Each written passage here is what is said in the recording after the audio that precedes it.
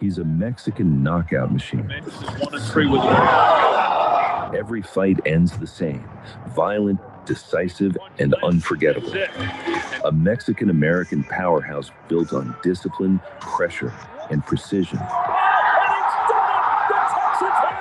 Now, standing at 154 pounds, he's ready to rule a new division. This is the humble rise of Virgil Ortiz Jr., the silent storm from Texas, and the machine that never stops. Welcome back to Fight Story. We're ready for the best. We want to fight the best. WHOS, come over here.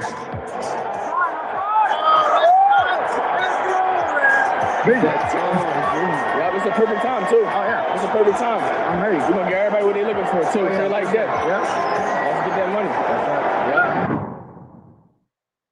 I was born in Dallas, Texas. I grew up in Grand Prairie, Texas, right in the middle of the whole DFW. I didn't grow up in no gated community or anything like that. You know, it's I wouldn't call it a hood either, but it definitely was, you know, lower class. Virgil Ortiz Jr.'s story is built on discipline and relentless hard work. His father brought him into boxing at a young age, and while most kids were chasing hobbies, Ortiz was chasing mastery. Music may have filled the house, but once he laced up the gloves, rhythm meant something else. From his first tournaments, it was clear this wasn't the typical prodigy. Ortiz fought with composure beyond his years, blending patience with precision.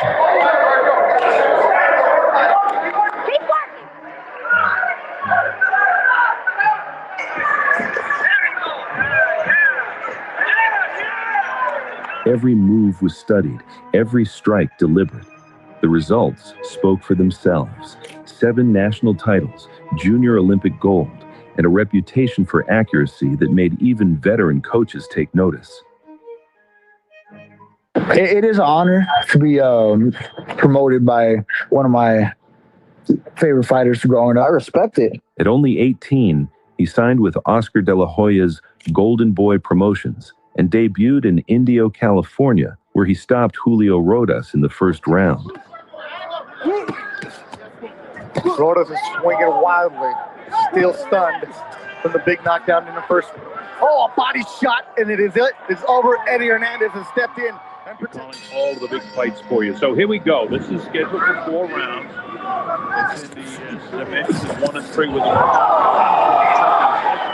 What followed was a pattern that would soon define him. One big punch landed, and that's it. And he is out. Wow, how about that? Virgil. Assalamu alaikum. Thank you.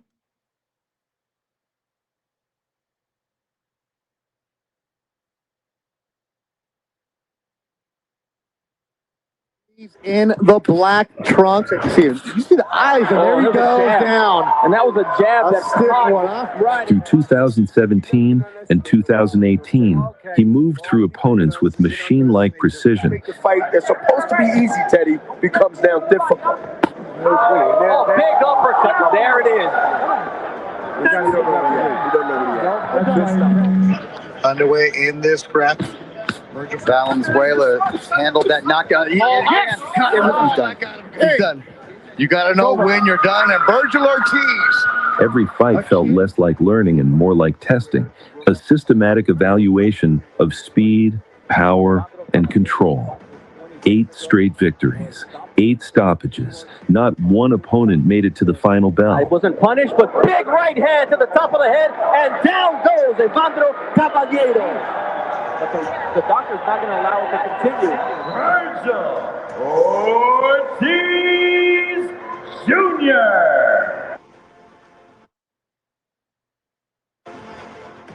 In February 2018, Ortiz challenged for his first professional title, the NABF Junior Super Lightweight belt, against Jesus Alvarez Rodriguez, a 26-fight veteran from Mexico who came in overweight. We are underway in our co-feature tonight.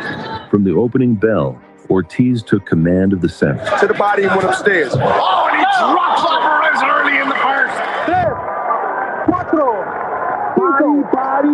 In the second, the onslaught intensified. One of the guys out there that's been there. Oh, what an uppercut, Bernard. Snap the head back and more body work upstairs.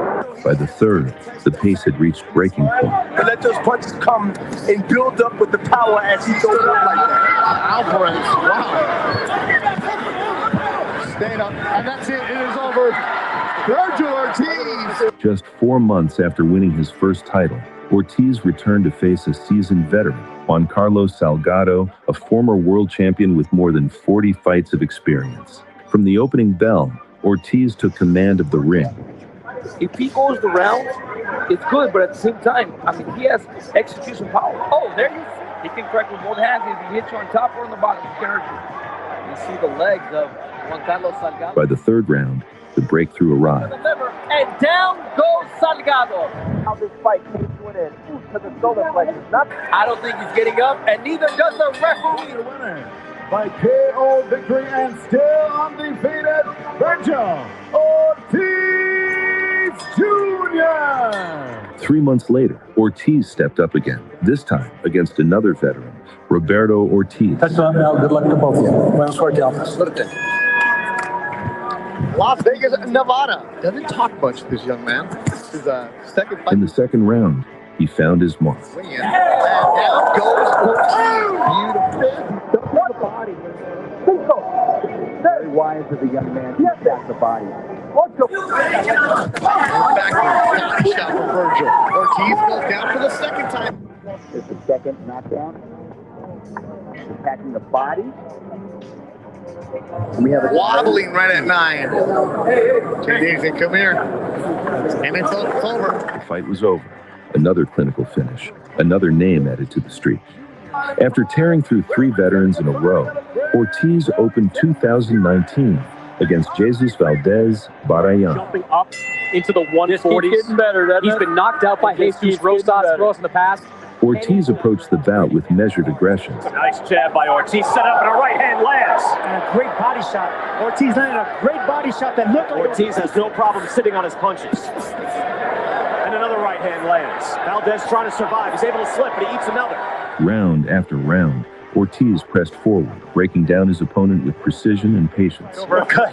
They should have stopped this one. Batting cut the precipice of being stopped. Because you could. It'd be warranted. You know, Brian, I've seen this happen. And you know what? His corner might want to think about this now.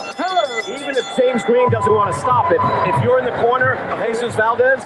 By the end of the 5th, Barayan's corner had seen enough. They're waving it off. Doctor just waved it. That's it. Doctor can stop the fight. It's over. Ortiz Jr. By May 2. All right, ladies and gentlemen, we're getting ready for the fucking holidays, and here we are. We are here to cook the thickest smoke in boxing. As soon as the smoke lies down, the smoke will come back thicker than ever. And today's live is a big one, with one big question that is shaking up the whole boxing world right now. Yeah? Virgil Ortiz versus Jaron Boots Ennis. The biggest fight in the world right now, with the thickest smoke in the world right now. And there's only one big fucking question with one big answer. Who's really ducking who? Jaron Boots Ennis or Virgil Ortiz Jr.? But because it depends, bro. It depends who you ask and who you talk to. The story keeps changing every time. First it was Virgil that wanted the fight. Then it was Boots that wanted the fight. And suddenly, we are hearing different stories from different people. So what's really going on, bruh? Is it smart business or is it straight ducking? Huh?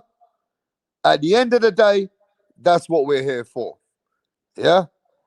You know, look, let's rewind this properly. Yeah? Let's go back and rewind. At one point, Virgil Ortiz was calling for the fight, and fans were ready. The matchup made sense. and stylistically it is fireworks. But Boots Camp said that they were focusing on unifying at 147 pounds, which is fair enough, championships and belts. But now we are fast forward, and Boots Ennis is saying he wants to fight, and he's willing, and he's open to, according to Eddie Hearn, Virgil Ortiz isn't finding his pen. So now, what is the narrative, bro? From Virgil chasing Boots to Boots chasing Virgil. Both at one point wanted to fight each other. Virgil wanted the fight before, and now Boots wants the fight now. So now, what is going on really, bro? Which narrative fits the situation? Yeah? But here's the real question. Is Virgil being cautious because of his timing, his weight? I mean, or is it Boots Ennis was cautious before? But who's cautious now? Or in this case, are both fighters wanting the fight? And it's just not either guy, it's just a business. There's only a few things that really could be happening. If you think about it, there's only a few ways this really could be going. You know what I mean? Because in boxing, we know timing is everything. And one move too early or too late can change anybody's career, bro. Yeah? So let's be real. I think nobody here is scared, bro. Nobody's scared. These are two elite fighters in their prime. But somehow, always, there's something going on to make the fight. When the risk is this high, is Boots Ennis protecting the protected by his team? Is Virgil Ortiz now protected by his team? Or is boxing politics once again stopping this fight that we want? You get what I'm saying? I mean, at the end of the day, bro, I'm not here to pick any sides. I ain't here picking any sides.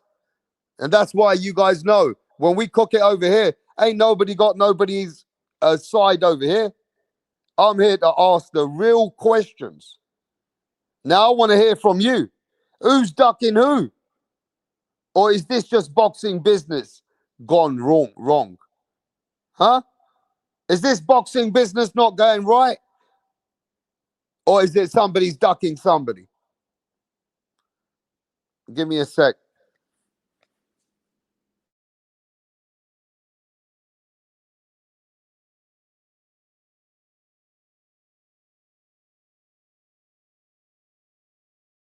Is it the business? Is it Boots? Or is it Virgil? Let me see what you guys are saying in the chat. Yo, big up to Carl, the bad man Carl in the house. My brother Carl. Roger that. JP Farley. Fredo for life. JP Farley says it's boxing business. I'm here to pick a fight. I don't know. It seems like Virgil might be playing a bit of games. Fredo for life says, I don't know, but it seems like Virgil might be playing a lot of games. Wow. You get me? Look, this is one of those boxing conversations that exposes everything that's wrong in the sport. You know what I mean? Because right now, boxing fans are divided over one fight. Jerome Boots Ennis or Virgil Ortiz. And the world apart. Depending on the fucking time. Right now, last time it was Virgil wanting the fight. Now we know Boots wants the fight. The ducker keeps changing, bro. First it was Boots, now it's Virgil. Yeah? We know that first Virgil was chasing Boots. Now we know that Boots is saying that he wants the fight. I mean, which one is it, bro? So who's lying? Who's protecting what? And why does this fight still not exist? Huh? Why is this fight still not existing, bro? Is it Eddie Hearn? Or is it Oscar De La Hoya? It's somebody. I'll tell you that. It definitely is somebody who is stopping this fight. Somebody is taking a back step from this fight. Yeah? Let's get something straight first, yeah? This is not just a random fight. This is elite versus elite in our eyes. This is two undefeated fucking killers that nobody wanted to fight once. Boots Ennis, he got the eye test, the speed, the power, the switch here, the future pound for pound against Virgil Ortiz. The pressure, the power, the body work, the dog walk, the mentality, the toughness in Virgil Ortiz. You know what I mean? Styles make fights, and this is a style matchup. Why the boxing world is still not made it. Yeah. Boxing still hasn't made the biggest fight. And this is why you can see everything is wrong with the sport. When they say they're going to make the fight, it still ain't been made. It's still difficult. And the teams can't agree on the fight, bro. You know what I'm saying? It was the narrative. Early on, the narrative was simple. Virgil Ortiz was calling for the smoke. Fans were saying, why don't Boots fight him right now? And now, let's be fair. Boots Ennis wants the fight. And now we don't know what's going on. You know, this is why boxing is sometimes a sport, yeah, which is a joke. You know what I mean? Boxing is a joke. And that's why you got fucking Anthony Joshua versus Jake Paul, right?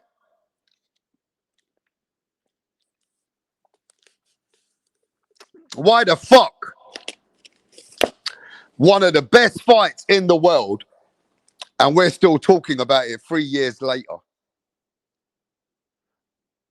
I'm sure we're sick of talking about these cunts, and they're sick of talking about each other. How many years we got to talk about this shit? What are we, a bunch of parrots? What do the fuck these guys think we are? Gonna marinate and marinate and marinate until we fucking don't want to overcook the fucking stew. You might as well cook the stew so much and make it into baby food.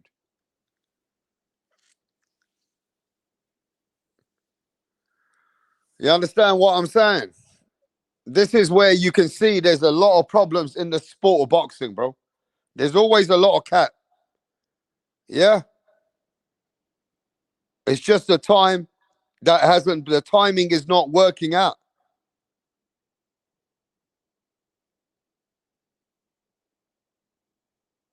Look, man. At this point, ask yourself honestly. Yeah? Ask yourself honestly, bro. What is really going on?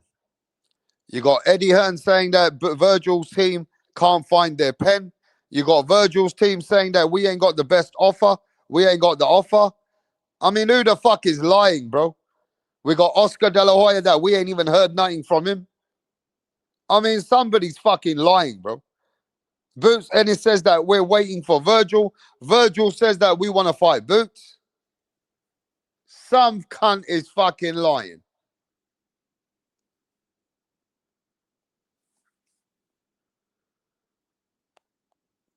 Look, here's the truth that nobody wants to say, though.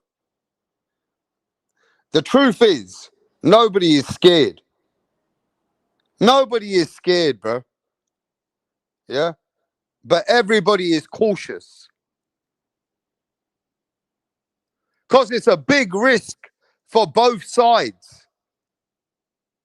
Ain't nobody scared, but everybody's very cautious in how they want to play the business. The business is very cautious for such a big event.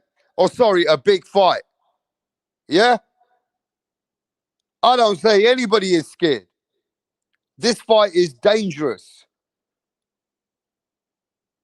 You get what I mean? For either guy, this fight is dangerous. And Boots wants the fight. Virgil wants the fight. But the boxing politics has slowed down everything. You understand? And that's why all the fans are fucking frustrated.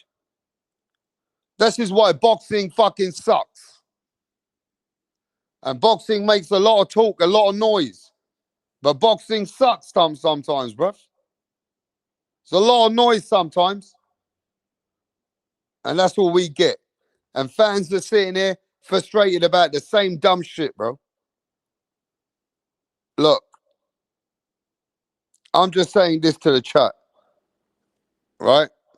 Who loses more if they take this fight now?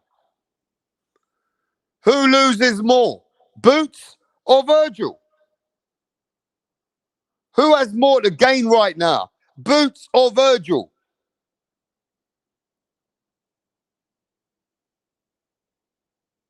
Man, none of you want to say shit, so I'll be back in a minute. Give me a bit, bro. Give me a bit, guys. I can't hear from none of you. Give me a sec.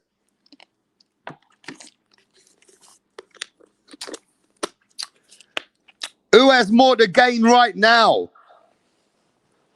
Huh? Who has a lot more to gain right now?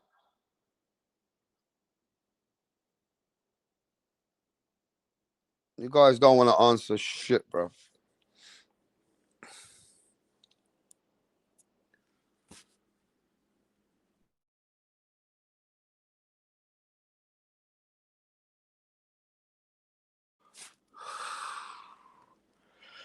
If this fight never happens, whose legacy will take a hit?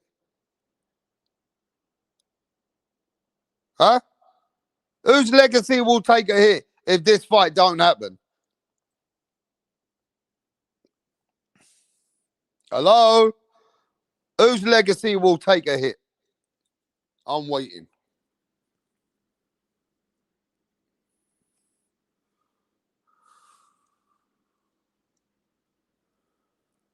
At the end of the day, this fight isn't dead.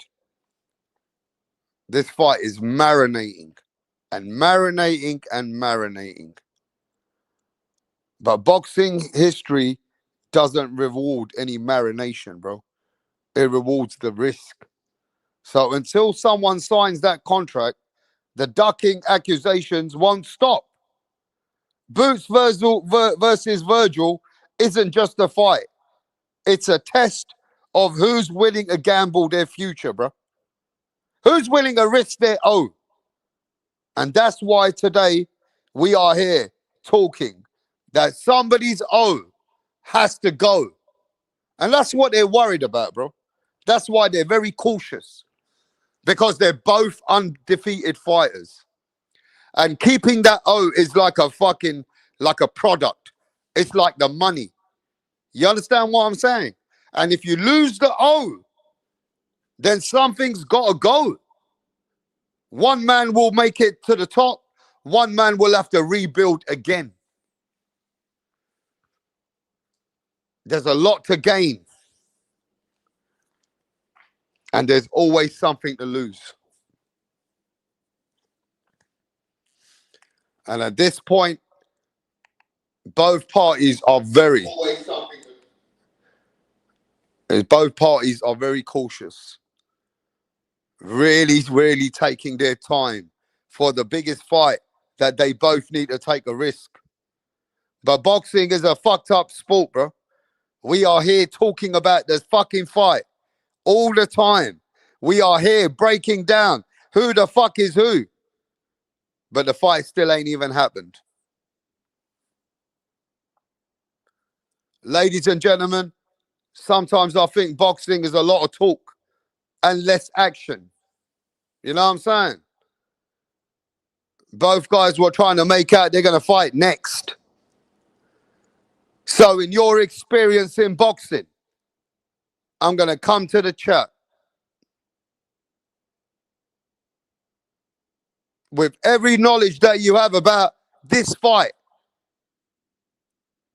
Is it really going to happen next? Yes or no? I want to see at least 10 people answer, bro, or I'm going to shut down the live. We are here. Are we going to talk boxing, or is everybody getting ready for the holidays? So then we can do something else, man. I'm all right with that. Yeah? I want to know if you guys think this fight is going to happen next.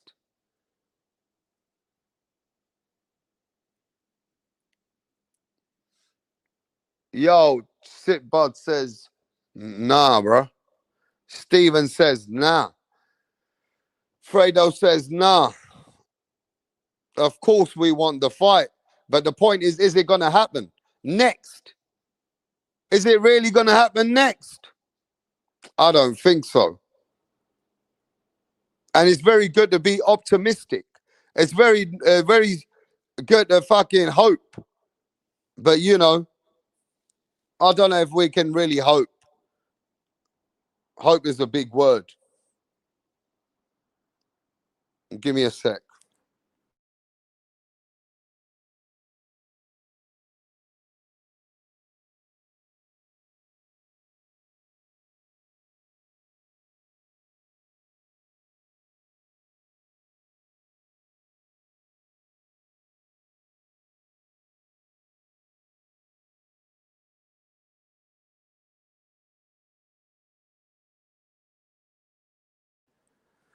Hey, look, man.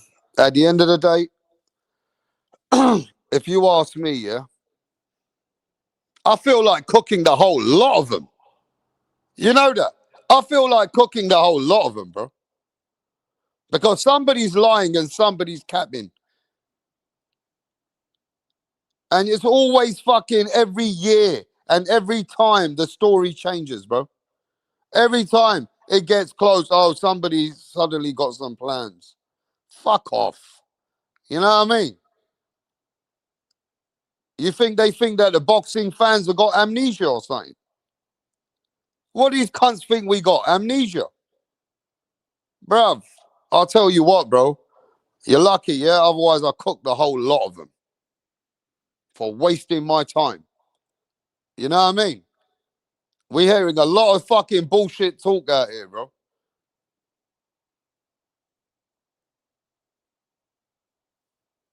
Yo, give me a sec.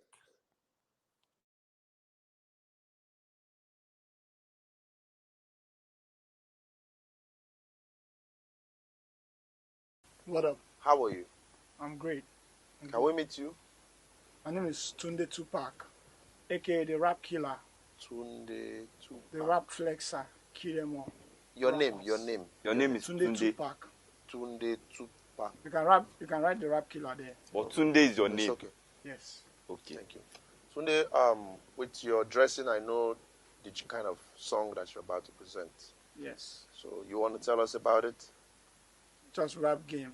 I kill the rap game because the haters want us down, but they're not going to get us. You don't need to tell us about the haters now. Rappers, right? You're a rapper. A rapper. Good. Let's hear you. Check it.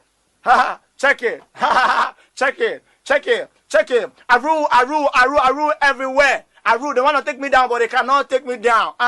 Yeah. I rule New York. I rule Lagos to Atlanta. We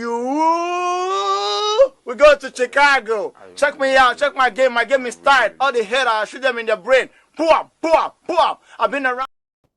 Enough of this cunt today, bro. Tunde's going to give me a fucking headache otherwise. So, yeah, ladies and gentlemen, I think there's a lot of frustration from the fans now because we're always involved in every tweet, every fucking information. There's so much talk going on for the last few years. And this is why I say boxing is a business. More than what the fans want, it's always going to be a business, right? But just remember that, you know, sometimes I feel like we're talking like we got amnesia. You know what I mean? Because there's always if this, if that, yeah, in every fucking contract, in every deal. But one thing I do know is if both of these guys are not scared. What is scared is the fucking business. But anyway, let's talk to the panel. You know what I mean? Fight Sports Talk. Are you getting ready for the holidays, my friend? I am getting ready for the holidays. Good to talk to you as always, Rap. Is this Yeah, the final mate. show? Getting ready for Christmas now. This is probably the last live, probably the last couple lives for the end of the year until we all get ready and do our thing. You know what I mean? Yeah, well, that was going to be my question, so I'm glad I could make it for this show. Yeah, Yeah, this it's good could to be be the on. last show, Fight Sports. Now, I think there'll be a couple more shows to be fair. Oh, yeah. Yeah, so what do well, you think, Fight Sports? Is it a frustrating moment, or is this something in boxing that we're used to, or is this the shenanigans of business?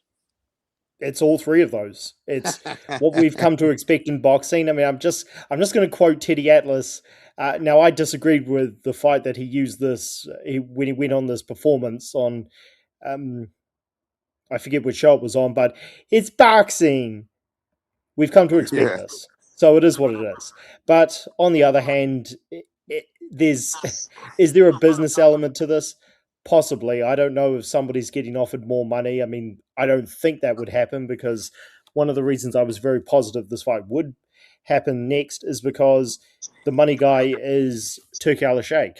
So I thought, well, how can this fight not happen? Turkey makes things happen when other people just can't do it. So I thought 100% it would happen, but I was wrong. Now, I haven't completely given up hope because as much as it's looking just like a terrible situation, I remember in, what was it, 2022 when, no, this was 2023, I think, when no, it was 2022 when Joseph Parker was going to fight Joe Joyce. He pulled out of the negotiations last minute, or so we heard, and the fight was cancelled when it was about to happen, and everybody ripped Joseph Parker. And then a couple of days later, the fight was signed. So it did happen. It was just, it was, the circumstances were just strange, and Parker took the fight under the initial agreement. So you never know. Anything could change, but yeah, trust me, I'm as frustrated as everybody. This was supposed to be the best for me. This is the non-title fight of 2026, no doubt. So, in order versus for us to Ortiz. really talk about what's going on around this fight, we know Yep. there's two promoters involved. One is Oscar De La Hoya, and one is Eddie Hearn. Which one can we believe, or both of them full of shit? Man, first of all, are we gonna believe the guy that be sniffing that snowflake? It's not the point. The point is, it's not about sniffing and all that. It's about who has had a better track record. Well, clearly, Oscar had the worst track record ever. So yeah, okay. I'm not. Okay. Well, but that's your point. That's your view. I mean, but round one, you have to understand something. The promoters have a major play in part of both of these guys. And as everybody understands that they make their percentages from when these guys actually have their biggest fights. So they have to get in the right time at the right place, and the deal has to work. Both promoters are going to push that our fighter is the A side. You're going to have a lot of back and forth. Now, the question is, I'm not in the United States, but I know more about the United States and the Boxing Foundation, the demographics, more than the Americans do. And I actually do think that this fight is actually both of these guys are A sides. I don't think there's an A and B. But the problem here is which business works for which fighter. Which fighter is going to push to be the A side? These contracts have to be agreed from both sides. So maybe there's a lot of technical play going on behind the scenes that people are not happy with. I mean, look, this is the thing. Let me say something, Fight Sports. All right, you speak, then I'll go to Fight Sports. Go ahead, bro. Okay. Look. I'm gonna go real quick, so my boy could go. But this is the thing. To me, it's like, yeah, man, they're both on the same network. They're both under the zone and both of their thing. But at the end of the day, I'm hearing Oscar De La Hoya and the zone or Golden Boy and DAZN might part ways. So really, Oscar doesn't have no clinch in the game, I believe, especially when Samson or Scamson, whatever would you want to call him, he's over here demanding more for Virgil. Like that's not going well. That's not going to hit well to DAZN. DAZN wants to make this fight, and if they don't want to do it, Golden Boy, then what the fuck? What? Why are they even in the zone? Then go to PBC or go to Prime Amazon and fight with PBC and shit. Like fuck at this point, because at the end of the day, Boots is gonna beat the beans out of this beaner Virgil, bro. Virgin olive oil. Boots is gonna beat this dude if they fight, and I got Boots all day. Okay, so to be fair with you, you never answered exactly who's the A side. Now, let me speak to Fight Sports. Fight Sports, we know that Eddie Hearn and Oscar De La Hoya are going to push for their product to be the better favored in the contract. The question is, who would they lean towards to be pulling the better part of the contract? As in, which fighter is like, the A which side? fighter is the A side then? I have if you look at absolutely overall Fight Sports, one guy has been a world champion before.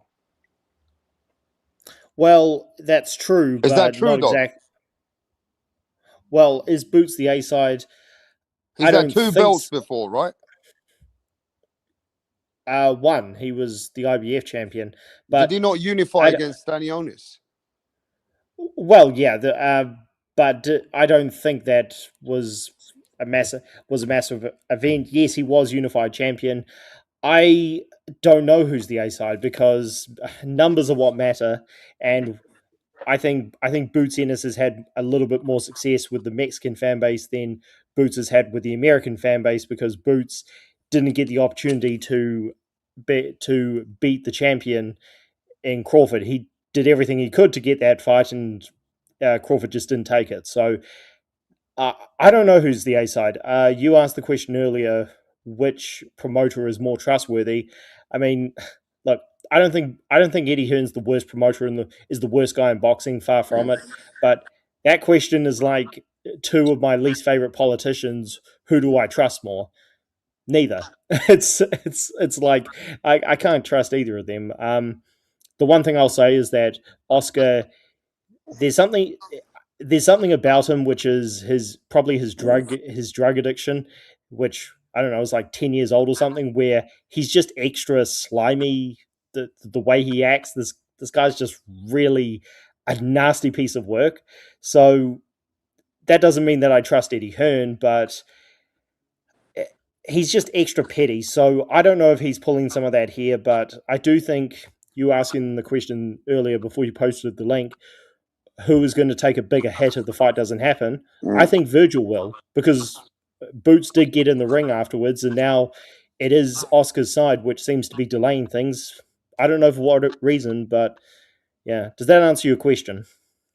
Yeah, and also we got to realize, who does this fight favor more at this point? And this fight at the moment probably favors Boots more because Boots just came to 154 and he can then take the position right and take Virgil's position for what Virgil's been doing a lot more work at 154. So does this favor, who does this fight gain? Who for more? Who at this timing of this fight right now, who does it favor more? That's a good question.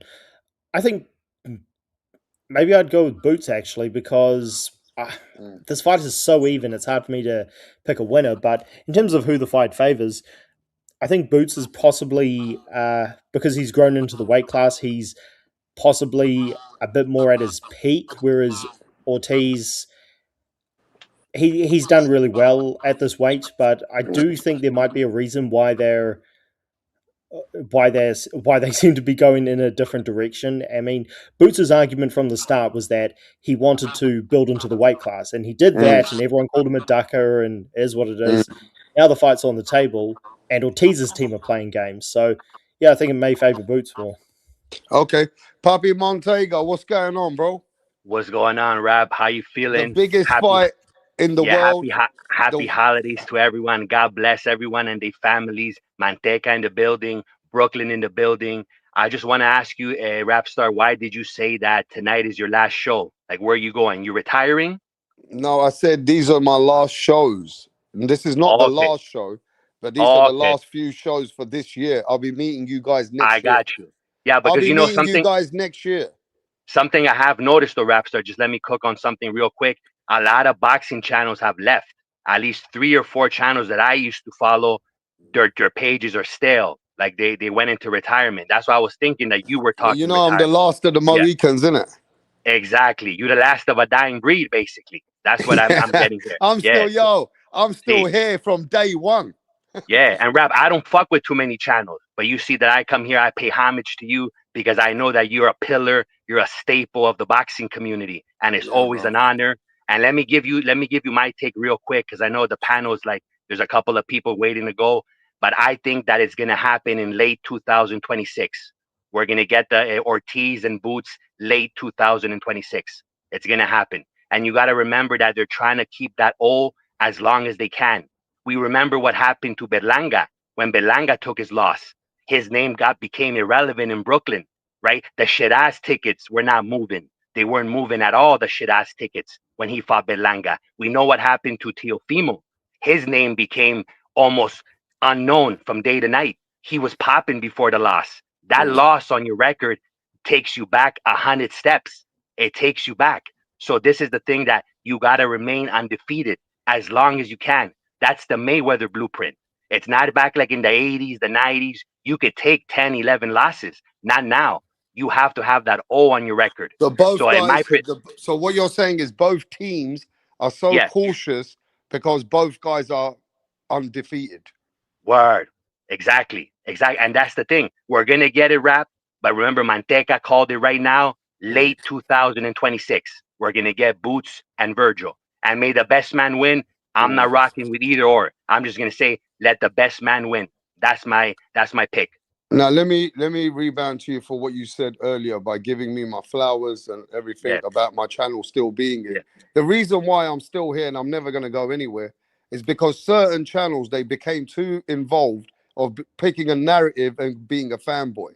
And when you start to fanboy so much and your fighters start to let you down or you don't feel the energy, they get mentally defeated. And then it starts to fucking take a lot of energy out of them because they realize that they're not enjoying it. You know, sometimes boxing channels, they need to learn from people like me. Always enjoy the sport, enjoy the company, and then fucking fuck with the fighters. The fighters will come and go, but we will always be here.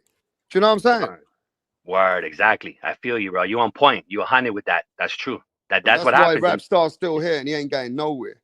Yeah, yeah. Like you Hey, you yeah. gotta keep it. You gotta keep it official. And the real ones will rock with you, Rapstar. You on the right track. Just keep it 100. And the fans will be with you. You look, man, I'll tell you this right now, though. When it comes to Boots Ennis and Virgil Ortiz, I feel disappointed, bro. I feel like we're talking about the same guys for the last couple of years. Yeah. And we Well, how are could here you still not feel? talking like we got some fucking amnesia. But Rap, you remember with Floyd and Pacquiao, we had to wait years. Remember, Yeah, but we were these are supposed to both, get but you got to yeah, remember this. yeah. Floyd and Pacquiao were Hall of Famers when they were both getting attached to each other. They already done enough work. That's when they were getting attached to each other. These guys haven't fucking done shit. But you do remember that we were supposed So to get we're talking Canelo. about two young guys who are not Yeah. even that young anymore, Yeah. right? And if you think about it, Virgil and Boots, people like T.O. Haney and all them guys, they're younger than these guys and already fucking accomplished way more.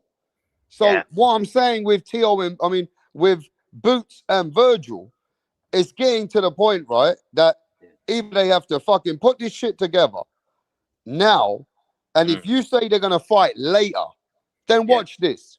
I'm gonna explain something to all of you, and then I'm gonna go to Fight Sports next. Nah, fuck that cunt. Go to me next.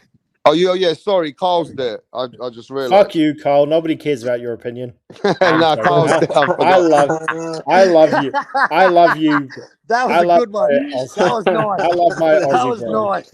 That was nice, Fight Sport. No, I Carl, love it, mate. Carl, salute, brother. So look, Salute, my brother. God question bless is you and your this, family though. for the holidays. Salute. My Likewise question to is you, this, Vincent. right? One of these cunts is being a wanker. Yep. Right? Whether we like it or not. Now we're going to blame the fighter because we know that the team behind the fighter, they work for the fighter anyway. All right. So Yeah, one of cool. these cunts is being a dosser. Which one is the dosser? Is it Virgil Ortiz and his fanboys? Or is it Boots and his fanboys? Because the ones in the middle, like us, we just fucking want the fight. Right? Yeah. We don't care about no protection plan. We don't want these fighters to be protected. But somebody's being a cunt. Which one is it, Carl? Look, mate, until their next fights are announced, I'm not going to point fingers. But if it doesn't happen, man, oh, don't worry, I'm going to be on Oscar's neck because, mate, it could be Oscar doing his fuck shit. Oscar's renowned for it. We know what Oscar's like. Carl's But, being mate, real. But you know what? Eddie Hearn ain't the fucking patron saint of fucking contract negotiations either. So, you know, who fucking knows what the fuck's going on, Rap? But when you asked the question before on who's got more to gain from this fight, is definitely Boots Ennis. I think the only thing because Virgil still hasn't had a belt, bro. Boots has got one thing. Boots has got the belt. He's got a belt. He's a fucking unified champ. He's ticked that box. Virgil hasn't ticked the fucking box, and if he fights Boots now, he still hasn't ticked the fucking box. So, you know, for me, I personally, I'd love to see these pair of cunts go and collect the belts and then meet for undisputed.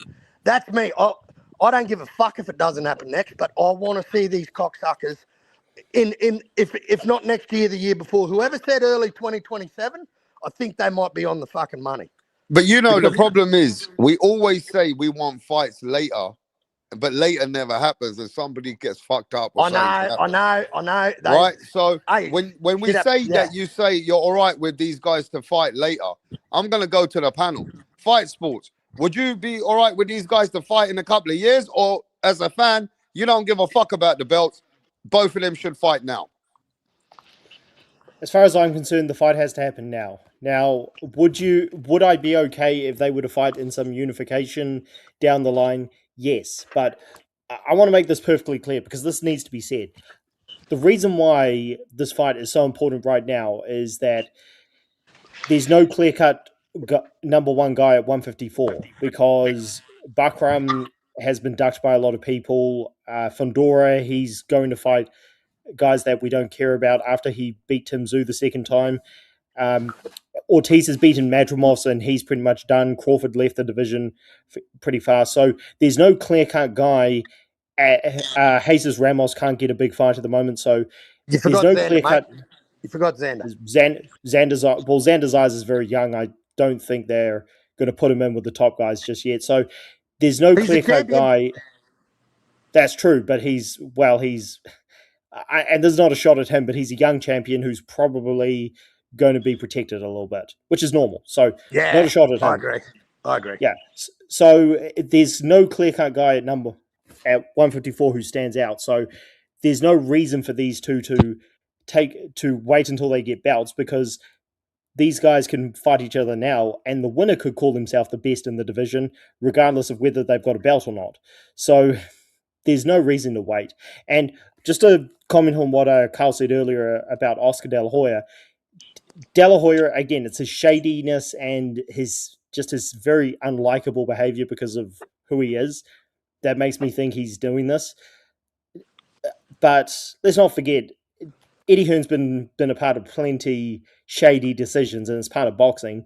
But with De La Hoya, there's something really weird about how he treats Eddie Hearn. Like when his fighters were beating Eddie's fighters, he was talking about it like a petulant child, like he was in the ring. And then this is years ago, when Dimitri Bivol fought one of his top guys, Zurdo Ramirez, going into the fight, De La Hoya was talking like he was fighting Eddie Hearn and he was going to embarrass.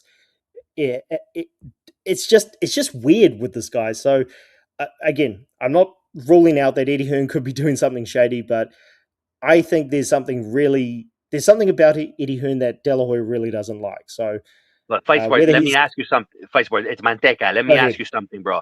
How important is the undefeated next to your name? Tremendous. Exactly.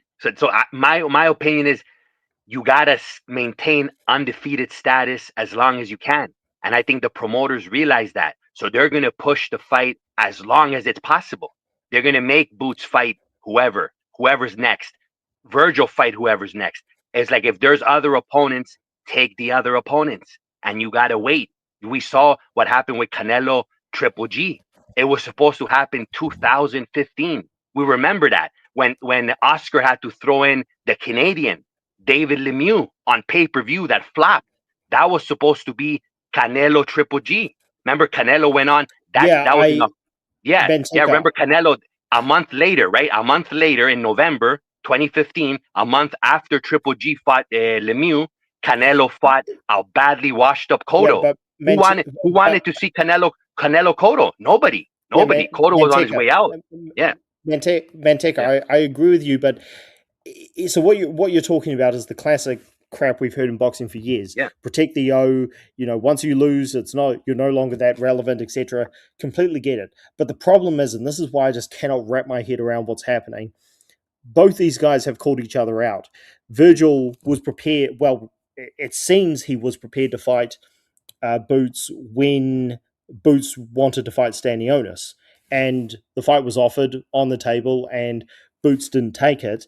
Then, from what we know, the fight could have happened this year, but Boots again wanted a tune-up fight for moving to 154.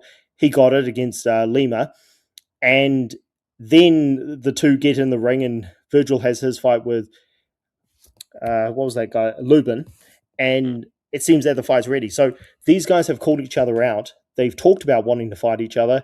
They've talked about not wanting to wait. So I hear what you're saying. The guys want to protect their own, but both guys have called each other out. So that's what makes this extra weird to me. To me, the fight that I always wanted to see, and that it also reminds me of Duckin or whatever happened around that time, was Joshua and Wilder. We never got the Joshua. Man.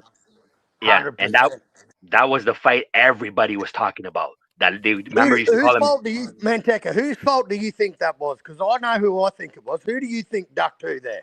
I really don't believe all that, because you hear a lot of news on the internet. You hear things that Wilder turned down $100 million. You hear that Joshua didn't want the fight. That Joshua was the shot caller. He could have made it over there in Manchester in Wembley Stadium, like 80,000 people. So I don't know. I don't know who didn't want, but this reminds me of that type of atmosphere where everyone was looking forward to a marquee matchup. All the marbles, everything on the table, and it never happened. And now we're getting fights like Joshua and YouTube celebrities, Wilders. We never got it. So one of these fights, like you look at these fights and it's like the same thing happens over and over. It's like an instant replay. It's like watching the same shit happen. And boxing, that marinating, this whole process of marinating fights is what's destroying the popularity. The popularity in the US has plummeted. So how can we change this for the future?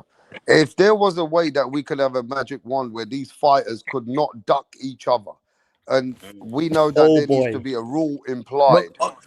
You know what? What should happen in the sport?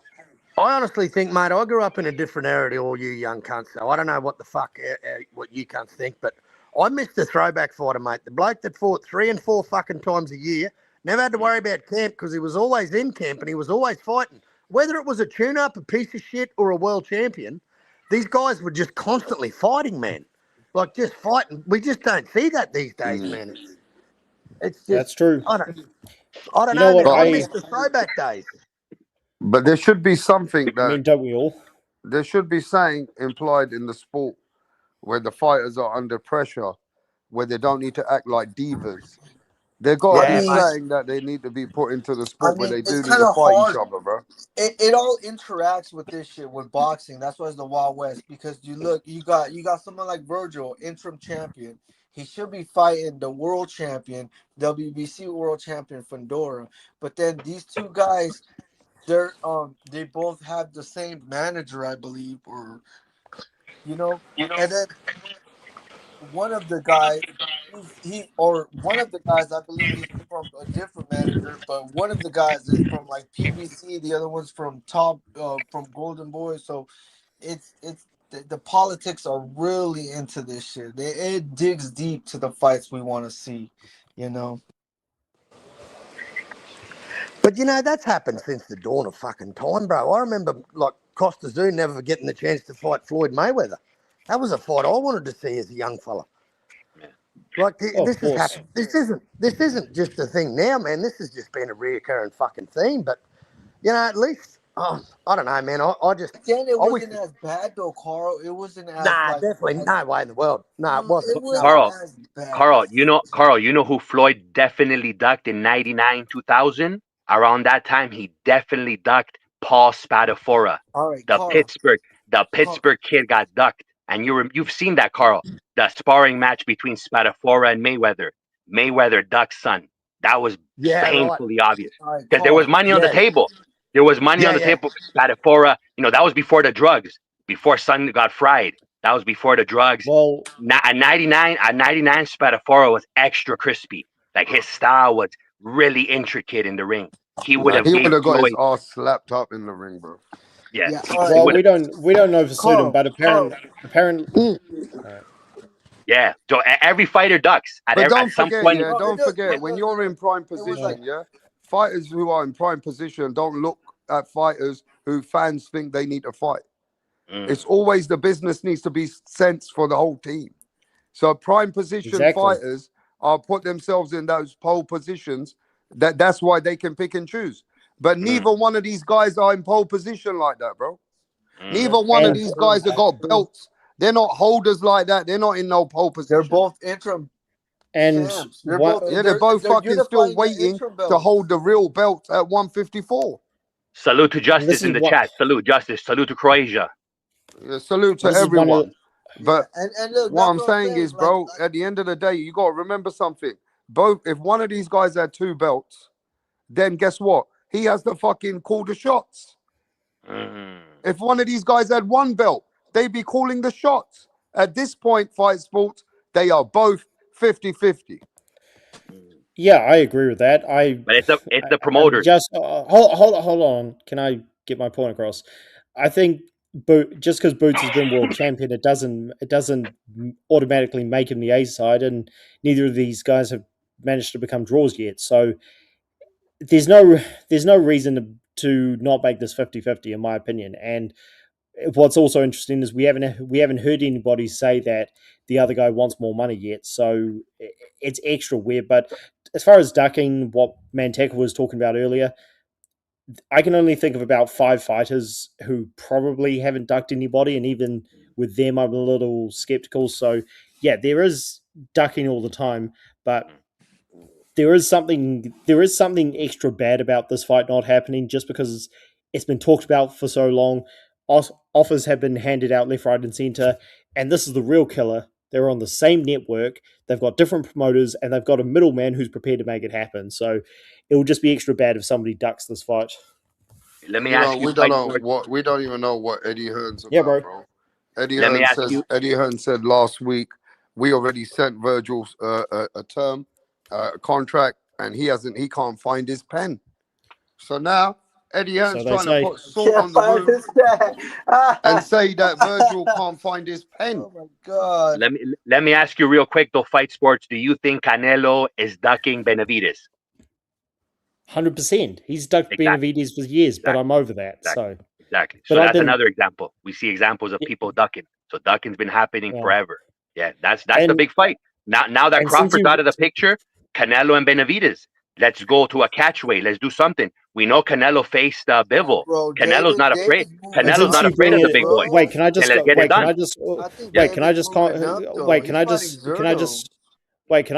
comment on that? What you just said, Manteca, about Canelo. I've said it in round 1, and I've kind of butted heads over this year. That was an extra bad ducking scenario for Canelo. So there's levels of ducking. There's guys who will turn down an offer that may or may not have been there, and then there's Ray Leonard not fighting Aaron Pryor, who confronts him at a press conference, and he's like, "Go away." So there's levels of ducking, and Canelo had several levels of high level ducking. To me, it would have looked better on paper had Canelo got destroyed by Benavidez to the humiliation that he faced against Crawford. It would look way better on paper because you're fighting a bigger fighter in Benavides and younger. Crawford was the complete opposite. And the thing Son is, was, Canelo, I don't think would have got, see with Canelo Alvarez, yeah, even that Canelo, he wouldn't have got battered by David. He would have given a good fight, and he would have lost. He would have lost. I just think David can't. I don't think he would have got battered, bro. Though. That's it. No, I'm saying I guarantee you, he would have holded his own for some of that fight for sure. Yeah, Rap. You know, I agree with you 100% because I think Canelo would have been able to land more cleanly on Benavides because Benavides is a stationary target. He doesn't have that movement. He doesn't have that ring IQ that Crawford has. It would have been better. That's what I'm saying. Even if Canelo would have got hurt and the But referee you would are have stating the facts. Yeah, And a lot of people have said this, that Canelo Alvarez sold his soul. He should have gone there and you know the world would have loved him because if Canelo Alvarez would have just gone to Turkey and says, fuck these pussies, give me David Benavides. If I win or lose, at least I know we're going to get the biggest fight. And then Turkey would have given him the biggest fight of his life, David Benavides. If he had lost, at least people like Mirage would have shut the fuck up. Made 168 though, right? like, and he would have shut up all the haters. He would have fought David Benavides, and if he had lost, so what if he lost? At least he tried to do the greatness and give every guy the opportunity who was the man at that division. Word. Exactly. Right? Exactly. So he actually went and cherry picked. He said, "Nah, let me go for the easier route." Just look. This is what Canelo did. He did the same thing as Deontay Wilder in my eyes. He fought the Joshua fight. I can get it later. It's a big fight. I'm going to take Tyson Fury. He's not all there right now. He just came out of mental illness. He's been out the ring for so many years. Let me get Tyson Fury. So this is why it backfired on Canelo. He fucking picked the easy opponent in Crawford, and it backfired. I mean, hey, we've seen him do worse. And now Canelo and his fans are looking like bitches. He vacated his belt because he didn't want to fight Triple G. Till this day, they're looking like bitches. That's a whole different shit. But look, David, I don't even think he could have made 168. What is he supposed crying to like grown men out there with their Canelo posters? Every day, bro. Bitch ass, hoe ass, cinnamon, redhead cunt. That's why he's going out to fight Zerto now. That's why they're talking Carl, about stop him crying, and Carl. Zerto at cruiserweight. Stop crying, El Corpo. Till this man. day you're crying. And you're still fucking typing shit in the fucking chat that nobody's listening to. And you're typing 100 messages. Talk on the panel, bro. Hold on, let me keep crying. You're still crying till this day. Canelo lost to a fucking welterweight. And all these guys were saying that Canelo's going to knock out Crawford. And they're going to throw in the towel. Yeah, throwing the towel is different. Hoe ass, bitch ass Canelo. Hoe ass, bitch ass. Yeah. Stop acting like a bitch. Because you're the one who said that Canelo was going to knock out Terence Crawford. No, I did. I said Crawford was going to throw the towel. Yeah, they were going to throw the towel. The only one that was going to throw the towel was Eddie Reynoso. He said Bomac was going to throw in the hot Cheeto bag. Tell him. Bro, Canelo fans are bad. They're down this year, bro. Yeah, man. Canelo is down this year. That's the biggest upset, though, Rap. Papi That's the biggest. Montega, I'm very sorry, bro. I know you're more of the realest Latino mans that I met out here. But Canelo let his fans and his people down. But you remember, Rap, you remember that I called it. Remember, I was on the show with you days prior to the Canelo Crawford, and I told you that me being a Colombian and I'm Latino, born in Cali, Colombia, I was not rooting for Canelo. I was looking at the skill level, and I said that Crawford was going to win. I saw the vision. I knew Son was steps ahead. Yeah, remember I told, and you were surprised, Rap. You said, "Wow, Manteca, you're the only cat, only Latino cat." We had the Crypto Body. We had the Crypto Body. We had Latinos are fire, man. Yeah, shut the fuck up, El Corpo. They all say Mexico, Canelo. And Manteca, I'm out here picking Crawford. I'm like the one dude picking Crawford, and everyone's like, "Oh, you're crazy. Crawford's gonna end up in the hospital. ER, EMS is gonna roll him in." Crawford's a gangster. Yeah, everyone. Brutal knockout.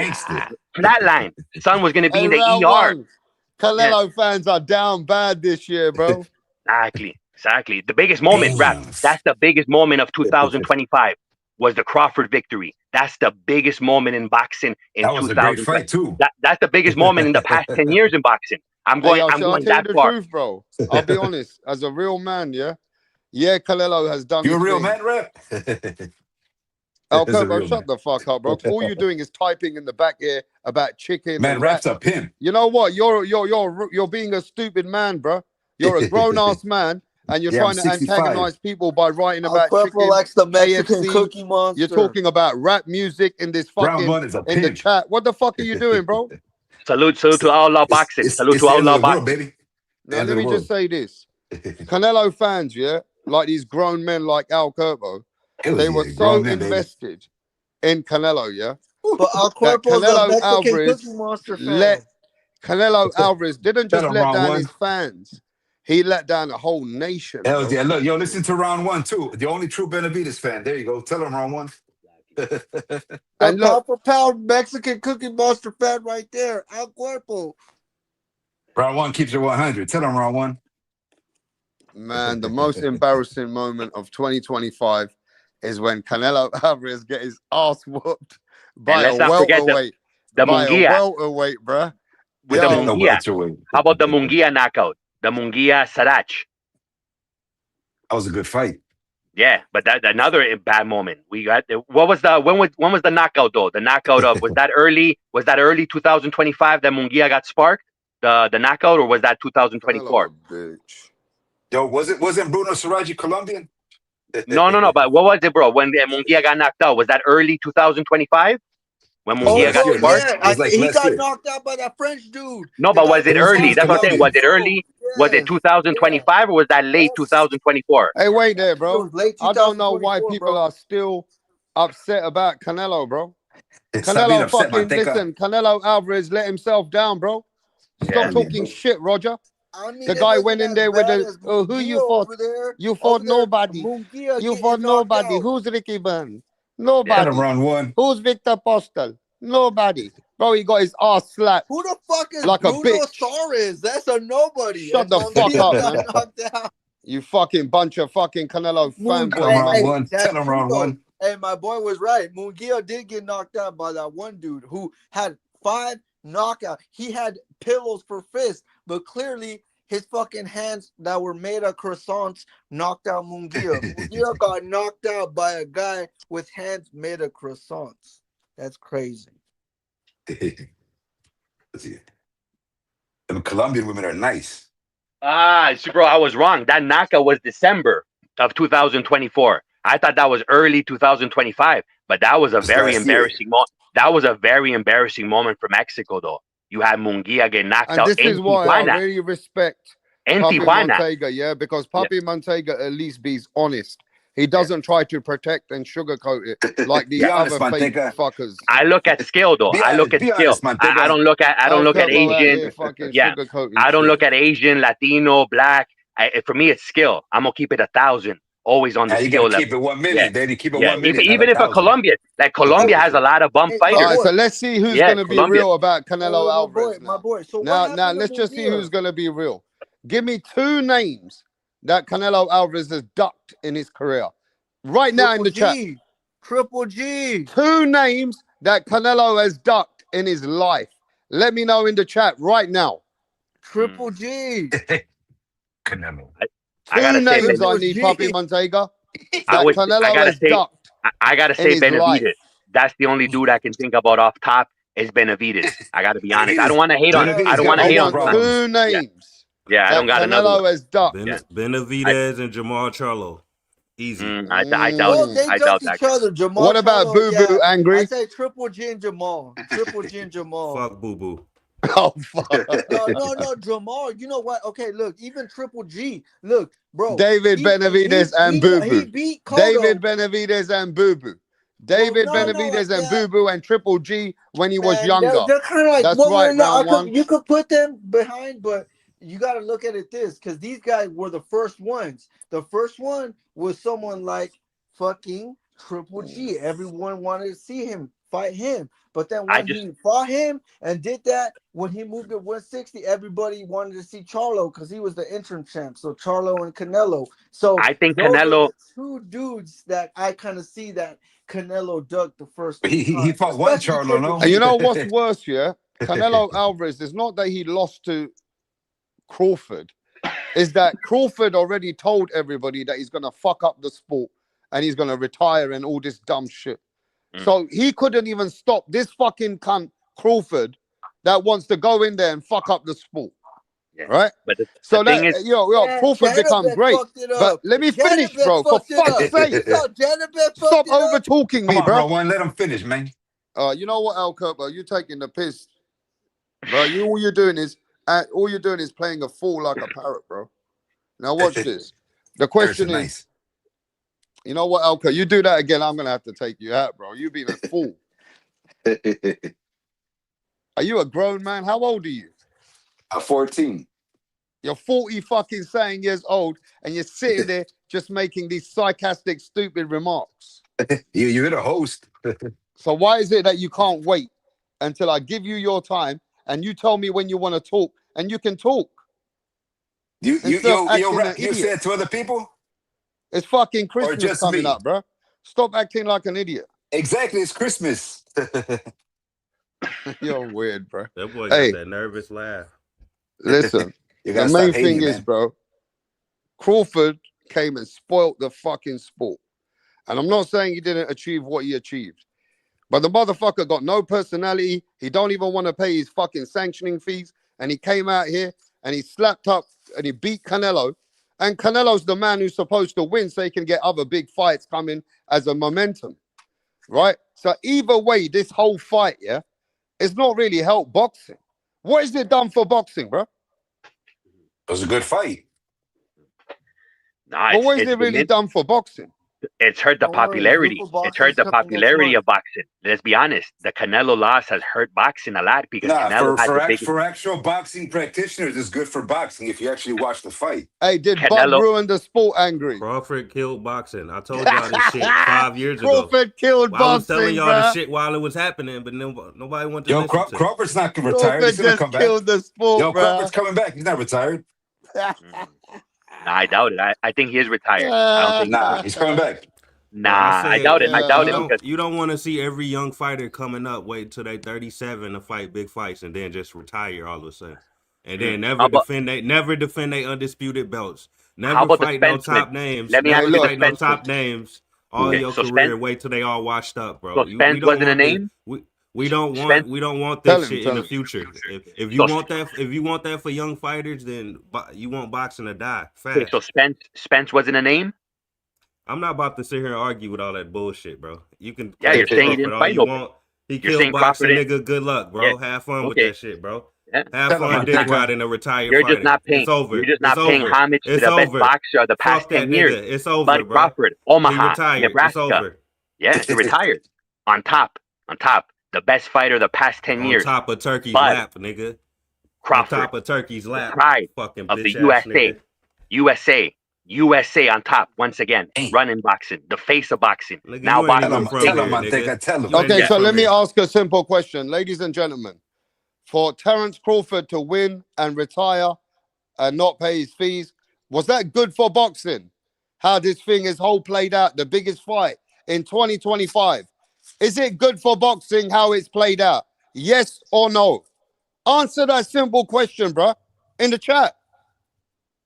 Was it good for boxing how this whole thing has turned out at the biggest fight of the fucking world? Everybody's saying, nah, bro, nobody's it's complaining dead. about it, right? Let me finish, though. Everybody's saying it's dead. This is a dead energy, and Angry is right. That it's killed the energy somehow. For right now, it's put a bad energy in a negative light. So Angry has been telling the truth because they all agree with me. And I'm telling y'all, every time The energy was negative. Every time Bud get control of boxing, what happens? All this weird negotiation shit happen. Then we don't get a rematch. He don't defend the belts. Boxing being in his hands is dangerous because soon as he get control, he just gonna fucking throw the belt in the air like a bitch and throw his ball and go home or whatever. That's He's true. one of them niggas. That's crazy because Bud never. I'm not trying to hear the excuses. Don't explain to me. That's crazy though. That's true. Bud never defended. Look, the story is this, isn't it? You get the money and you tell everybody to fuck off, right? So the problem is when you look at fighters coming up now, Angry's right. They're gonna wait there for 4 years until they get their big money fight and take it when they're ready and then say fuck off to everyone. Right, that's what So y'all want. what boxing has shown us, that Bud Crawford has shown all these kids, that bruh, use them. Don't listen to the fans. Use the sport, and the fans ain't shit. I just don't understand why people are not talking about Canelo's next opponent, though. Now that Crawford's out of the picture, forget we about can talk about Canelo's next opponent, bro. But why you don't understand the conversation? We are big. We are big Terence Crawford fans. But overall, you can feel the dead energy. There's a negative energy in this outcome and how this fight is played out, because Canelo bitched out by not fighting David Benavidez, like you said it earlier, right? That if he had won or lost, it would have been a big situation. By him losing a Bud retiring, what is it really done? But see, the Canelo fans know that now Canelo's going to go on a bum run and fight all nondescript opponents. Subpar opposition is coming up. That's why they keep talking about Crawford, because they want the little guy to fight Canelo again. That's the thing, Rap. You got to understand, Canelo's not going to fight any high-profile boxers next. It's all bums coming. He's probably going to go fight what's son's name? But Turkey already told you that he's looking to fight someone like Chris Eubank Jr. Or somebody like a fucking Mabili or somebody y'all niggas like that. Some fucking haters, man. When Canelo fight a bum ass champion like William Skull, it's a problem. But when Crawford fight a bum ass champion like Madrimov, it's okay. It's okay all of a sudden. Fuck them niggas, man. You niggas are fucking haters. I can't believe I can't believe I'm gonna say this, but this is a fact. Devin Haney is now a more entertaining fighter than Canelo Alvarez. It's true. It's true. Canelo Alvarez actually has killed his old fucking energy, bruh. We're sitting here and nobody really cares about what he's doing. Like, it was the Canelo show before. And Canelo sold himself to Turkey Al-Sheikh, like you said. He sold his soul. He was in power position. And the fucking idiot sold his soul and took the wrong fights. He sold his ass. At least, at least like you said, if he had fucking fought the fight that you said he would have fought, we all would have been respecting him right now. Yep. He don't get the respect now, bro. You guys were upset with Canelo? You guys were upset with Canelo? No, but you know what I'm saying, Punch. You were right. If he had fought Benavidez, he would have got a lot of respect, win or lose. Yeah, and then it would be, and guess what? It would be a passing of the torch fight. It would be that we're going into a new era because David Benavidez is only 28 years old. He has a whole prime career ahead of him. So we was going into the new era of boxing. You know, just like when Julio Cesar Chavez gave Oscar De La Hoya an opportunity. Hoya beat Chavez. He's still the best Mexican fighter. He didn't lose respect. He didn't lose respect. Lying. Who the last nigga that got respect for getting their ass beat by Benavidez? Name him. Nobody get respect for getting beat up by that nigga.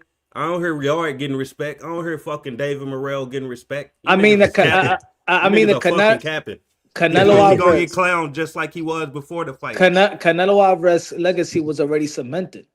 Yeah, he's still getting clowned with a cemented legacy. That's just now. That's just now because he still haven't retired. But then after 10 years, everybody gonna go back and be Canelo Alvarez a Hall of Famer, blah blah blah. And that's it. If he got fucked up by Benavidez, boxing would have thrown him away. They would have they would have thrown him away. That was a traditional rather throw him away. Let's stop lying. But Angry, let's what be happened? honest. What did they do to Wilder? No, I hear you though, Angry. I respect that, but you got to remember, he looks better losing to Benavidez than losing to Bud. No, Wilder didn't get this. Wilder didn't get this. Wilder didn't get disrespected. Wilder got disrespected because of the excuses. Because after the trilogy, the way that he lost, he got massive respect the way that he lost versus Tyson Fury in the trilogy. Oh yeah, he got massive respect. When you've been ducking somebody, they want to see you get knocked out by that person that you was ducking. So and rightfully so. They're not about to give you respect afterwards. But that's how boxing goes. Determined you ducked. Fuck no. Not all these fighters don't end up like Floyd Mayweather, end up undefeated. 80% of the legendary fighters they go out losing. That's just the way it is. Listen, we got real proof of this shit. Okay, so the question is though. Let me break it real quick. What does Canelo Alvarez do now? How does he? What is his play? What should be his play now? There's I nobody think else. the only How? way, and the only way in this time that he would gain the respect that he once had Earl Spence. was actually beating a David Benavidez. I don't think if he fights anybody else, he could fight Charlo and beat him. I don't think he's gonna gain that respect until he beats a David Benavidez or get that Bivol win. It's the only way Or he get the holla at respect. Bivol. Holla at Bivol for That's the what I said. rematch. That Yeah, Bivol win or Did David exactly. Benavidez. Earl Spence get Holla at respect for son. getting beat up Come by put the money Crawford? on the table and let's get the rematch. You don't You see got how they that love sting. Earl Spence now? Fuck no, they hate Earl Spence now. Nah, You niggas are they love capping, Earl man. Spence. They fucking hate Spence. Spence got thrown in the We was just garbage. talking about Virgil versus Earl Spence several weeks ago. Spence got thrown in the garbage. They said he's finished. Nah, he just haven't been back. He threw Nah, that's himself in the what really garbage. happened. We got real evidence of what happens I'm after you angry. get your He threw ass beat. himself in the After you get garbage. your ass beat by the person they say you ducking, you're done. You're He done, bro. That's what he Spence is threw himself finished. in the garbage. So y'all want Canelo to be finished. He Y'all gonna he sit threw here and say himself he in a gonna get car. respect for getting He beat threw up. himself in the Hell garbage. no. That's cap. He quit. He threw himself in the garbage. Nah, you threw him in there. Nah, man. He need to come back, rise back up. I mean, but I mean, it's very hard for him to rise back up right now, bro. I think you got to remember he's done everything he's done in the sport, and how can he overcome that loss now? Is to beat another champion. So if you look at the 168-pound division, Terence Crawford's give up the belts. So why can't Canelo easily become a champion now again? Right? He can, but I don't think in the division where almost everybody lost, he's gonna that's what I'm saying. Like well, look, Plant lost, even and Billy had a draw, Martinez had a draw, Berlanga lost, But if Demetrius Hamza Andre Shiraz beats lost. Mabili and Hamza Shiraz beats Mabili and then fights Canelo, he's undefeated. Nah, Because he knocked out What Berlanga. about Charlo versus Canelo for a vacant title? Y'all take that? I would. Make it happen. What? Okay, let me ask you this then, Punch. Jamal Charlo is a very underrated fighter. You made a live about it, right? And I agree with you. Jamal Charlo is never lost ever in his life. Facts. So what about you telling me he wouldn't get respect if he got a good fight with Charlo? I think that the smear campaign on Charlo is so large that people don't I respect Charlo. But years later, we all respect Charlo because we know he never lost. He's got a style that we know is very hard to beat. Yeah, Charlo. He We're got not that stupid, wilder, Punch. like he got that wilder, like just like smear Boo campaign. got that same style, that Charlo's a wild southpaw dog. slick style that could beat Canelo. Does he got that style to beat Canelo? Does Boo Yeah, got but that Boo style? Boo's they've seen Boo Boo lose. They've never seen Charlo lose. Yeah, I think Canelo would have fought Boo Boo, but the money wasn't right. See, Boo Boo is a good fight for Canelo, but Canelo ain't gonna do it, bro. Yeah, I Because don't that think the style would money beat him right. up, right? Because that style was too difficult for him. Yeah, but I don't think the money's right. I don't think the money's right. I think even a Charlo is a bigger name than Boo Boo. Boo Boo's been behind the scenes for too long. Like he's just That's not it. marketable. That's it. Canelo Alvarez is a sex slave to Turkey Al Sheikh. That's it. He's done. All right, well, Carl, what do you think? How can Canelo rebuild, and what should he do next? Jake Paul, can you hear me? Jake Paul. Jake Paul. 100%. Jake coming Nah, off. he had that chance to deliver like Anthony Joshua. He could have been the one that broke his jaw, and Canelo Alvarez would have been even bigger than what he is. See, he lost you know the what the opportunity. best thing for Canelo is to fix those mistakes he had with Bud and beat another young champion. That's the only thing he got, or retire. Yo, Carl. He shouldn't Carl, be having put to look put for another 100. fight Yo, Carl, because put 100 on Bud Picasso. should have gave him his rematch. Picasso, righto. What'd you say, Yo, Radio? Carl, put 100 on Picasso. Put some bread on Picasso. Yeah, man, put 100 with some cash, man. All right, you It's a guys good can bet. have that conversation and write it in the chat if you want it behind the scenes. Yeah, what was you saying, Radio? Shit, no. Oh, I was saying that I think like Canelo need to just fix a couple of the mistakes that he had from the Bud fight, and then fight some more of the young champions or retire. Because I know he got a 3 or 4 fight deal with Turkey, so I'm just thinking, if he's gonna continue to compete, the book is already out on Canelo, so I feel like he need to fix those mistakes, get with someone better than Eddie Reynoso, and keep going if he's gonna keep going. That's my opinion. But what would be what would be the fighter and what would be the style that people need to see Canelo Alvarez beat to say, you know what, maybe in a rematch he'll do better with Bud. He I needs think to if he fight. beat Hamza Shiraz, or one of Turkey's guys, in a convincing fashion, it'll put him back in the runnings. But You why know, not a southpaw slick fighter like Boo Boo? If he beats Boo, why not that style? That's the style that forever been the kryptonite to Canelo. Until he beats a style like that convincingly, then people will be like, all right, he fixed the wrongs. He did better. But if he beats Shiraz, that doesn't tell me, oh, he's gonna beat a style like Bud. Yeah, He gotta Canelo beat a won't beat guy nah, I with a agree. style like Bud. He Canelo won't already beat won. Shiraz He though. won 5 rounds versus Bud. All he needs is one more round. Y'all act Nah, like he gotta change the But see, whole this the fucking thing, fight. Punch. They still haven't dropped. I mean, I could just get Netflix, but I still haven't seen that fight. Like they haven't even, that fight is exclusively still on Netflix. Like a lot of people, I feel like haven't really sat down to watch that fight over and over. Really studied it because I can't even find the full fight anywhere except for See, I, Netflix. I, I, I've done a lot, but you know what? People don't want to be real. They thinking that fight was a 118, 110. That fight was a close fight. That fight was a That's what close I fight. said. Like from the highlights, it looked like it was a closer fight, but I can't tell because I haven't really seen the whole fight yet. I think It was close. people over exaggerating the win, but the performance is not like breathtaking. It was a close. It was nothing to glam about from the first 8 rounds. They only went toe to toe for like 7 seconds in 3 rounds. Ninth round, 11th round, and 12th round. That's it. That was the whole fight. But Bud was doing good though. Like he was catching and countering Canelo with like 2 and 3 shots, like I punches. had Like it he was 10-2. trying to make it work. I had it 10 rounds to 2. Crawford. Who? 10-2 I had it. Yeah, That's what I had. that Man, was what the fuck? I can't see that. I Yeah. can't see that fight. That was I not seen no the fight 10-2. 3 times. I seen it 3 times and I have it Nah, bro. 10-2. If you Nah. got Yeah. it 10-2, I'm being you don't like impartial. ring generalship at all. Nah, it was just Crawford's night. Crawford was Nah, you shining the don't like entire ring Nah, time. nah. generalship at Yeah. all, No, it brother. was. Now the No, it first wasn't. couple No, it rounds wasn't. I And saw I'm No, it they being were wasn't. impartial. very I'm they were being very impartial No, because it I controlled. wasn't. watched it. Shall I You tell you the cannot. truth though? That fight wasn't even all that great. I watched that fight again and again, bro. And I'll tell Nah, it you what, wasn't that great. I Nah, it watched Watch wasn't. it in Ryan mute. Garcia. Watch it in mute. I watched That's Ryan the real Garcia and reason Devin nobody Haney watching that just shit. earlier. And Devin Haney won way more rounds that people give him credit for. Way more.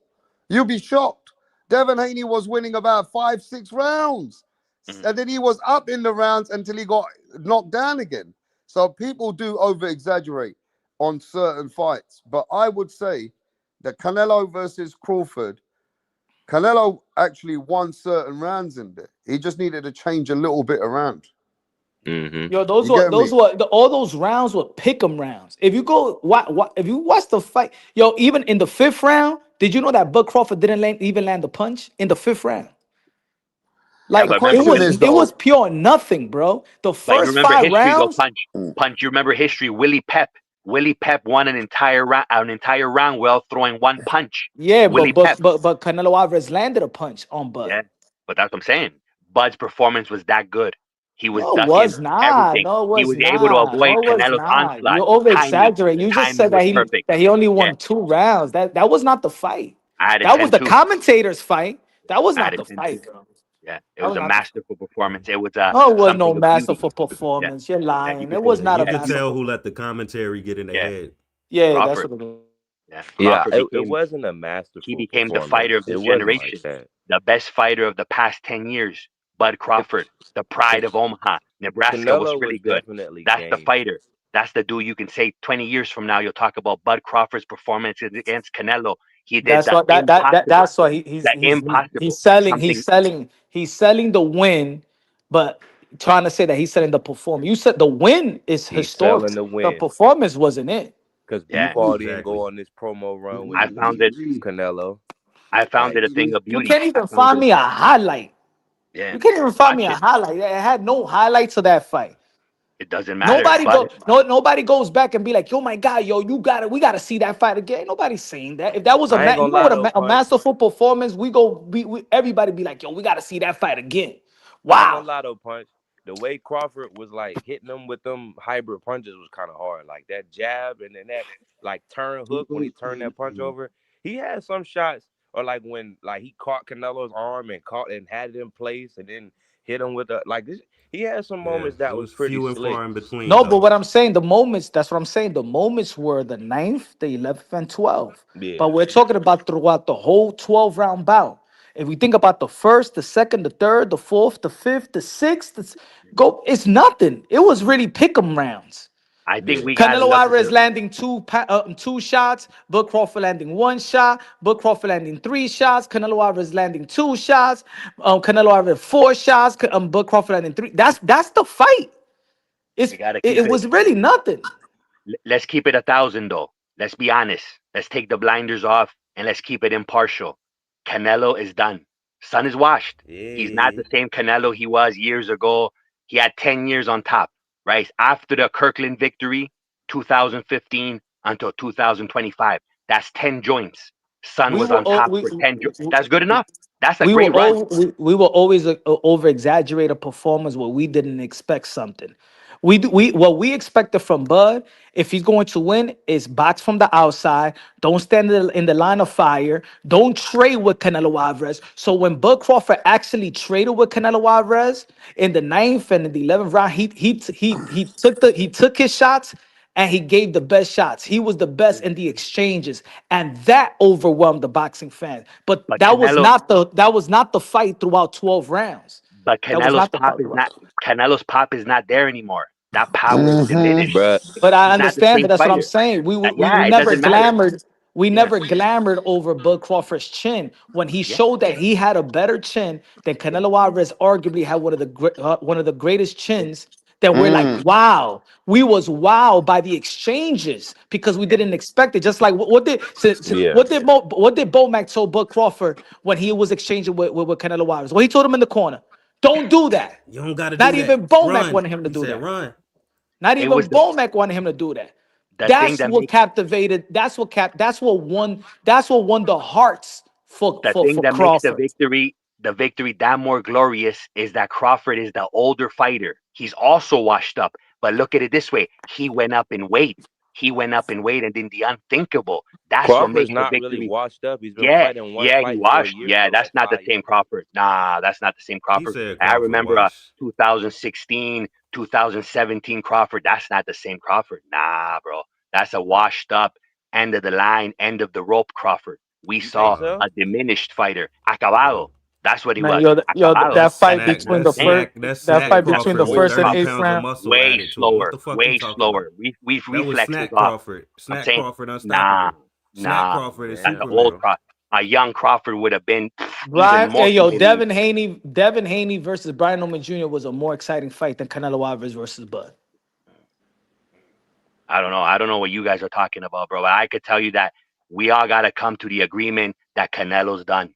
His son is. Oh yeah, he Time is over. done, but he Oh Respect. done it yeah, I once kind of said that though. once he became a sex slave to Turkey Al Sheikh. Yeah, he was done.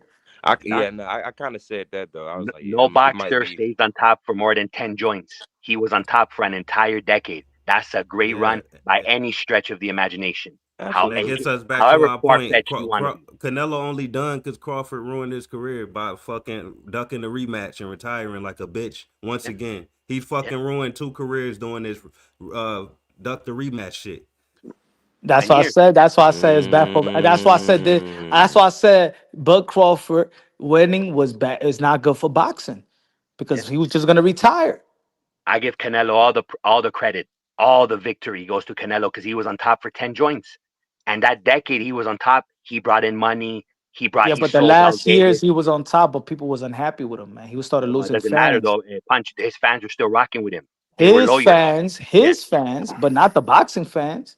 Well, I mean, You could there's not that always many. cater. You could always cater to your own fans. You're always gonna be But the man to your fans. Punch, you're in NYC. You know the vibe in NYC.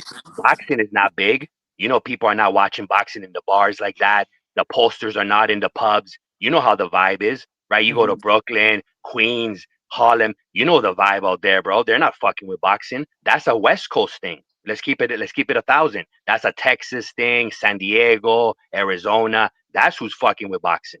The East Coast, the support is super weak.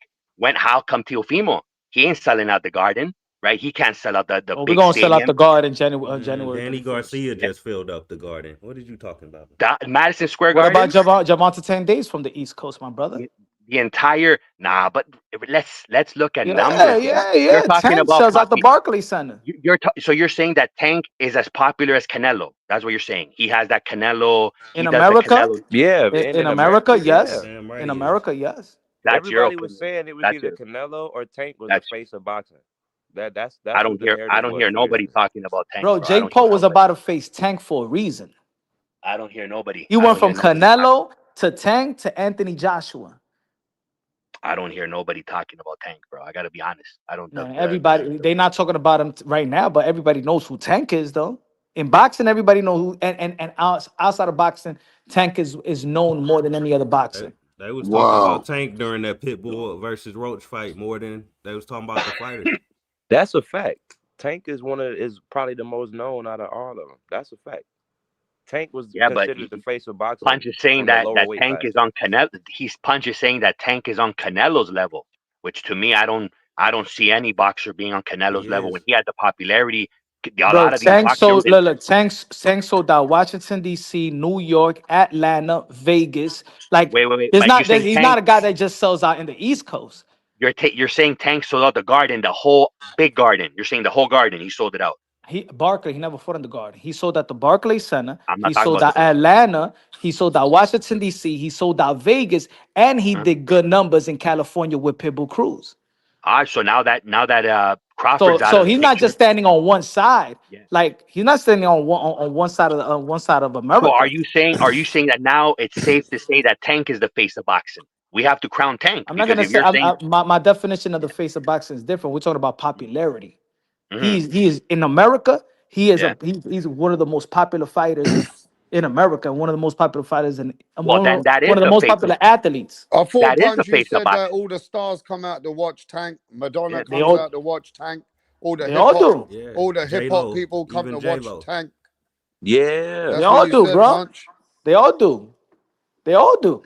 Tank is like besides Canelo rap, Tank, people in America consider Tank the So face of a boxing. lot of people anticipated. He's So like a the lot Allen of people Iverson of anticipated boxing. to watch Tank Davis's return. Hell He's like Hell the yeah. Allen yeah. Iverson of boxing, bro. Yeah. And I mean, people in the chat gonna be like, "Oh, you fuck with Tank because this and that." Now we not talking about personal. We talking about his highlight reels, Nigga. his skills. He just got the culture that Yeah, you bro. can't deny that. People are gonna be waiting for him to come But back are in these people fights. still waiting for his return now, you think? Hell yeah. Yes, They're sir. always gonna win. Yes, They're sir. always gonna win. You know why they always gonna win?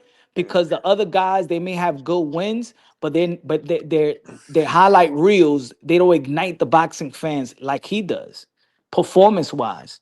Even though he got the Mm. boring fight with Roach and stuff like that, Hey, but yo, for the Tank most looks part, like that guy 6'9" that I just saw the other day that came in with Jake Paul. Tank Tank looks like 6'9's brother. He's starting to. yo, I see in So the city. what I'm Look, saying yo, though, yo, rap, Punch. Yeah, but let's rap. be honest, Punch. Tank is a big name.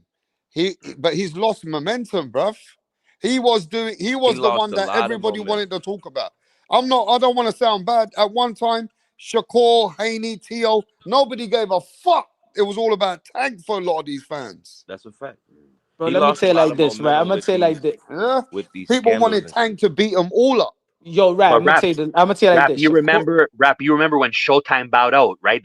The channel Showtime when they made their exit, the last pay per view they had, they crowned Davis the face of boxing. Showtime, the channel, they said Tank Davis is now the face of boxing, and I remember people in these chats were going crazy. They're like, "How is Tank the face? Like Tank is not the face. The dude Tank is the a."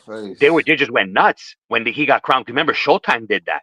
They crowned Tank the face, but I heard pure negativity in these chats. Like the chats were going, wow, like, oh, they wilding heavy. You know, Tank is not the face, not even close. So I'm glad that Punch is saying that he's the face of boxing. I respect your opinion. I'm just saying in my social circle, in my habitat, I don't hear nobody talking about Tank. I'm just keeping it official. That's just just my bring them opinion. up, and they if you bring them up, and then they'll start talking. You must be in jail then. Yeah, I don't hear nobody talking about Tank. I gotta be honest with you. I mean, even Haney. To me, Haney's a fighter that his performances, those 12 rounds, I don't hear no one saying, "Oh, we're waiting Oh for yeah, Haney to Haney fight." gets a lot more respect than Tank, but I Mm, think Tank's name holds a lot of weight. Yo, bro, mm. I seen a lot of these fighters walk the streets in Manhattan, and there's only 2 fighters I seen that fans really go up to where they do need a security. Ryan Garcia, Gervonta Tank Davis. I seen Devin Haney in 32nd Street. Ain't I nobody agree. for it. I seen Anthony Joshua in Bowery Street. Nobody went to Anthony Them Joshua. niggas is stars, bro. I seen Usyk. I seen Usyk in 23rd Street. Nobody know who Usyk was. For real, Edgar Balanga, we parked our car in the same parking lot. He came out, nothing. Nobody was, nobody They knew didn't know who Berlanga. Edgar was.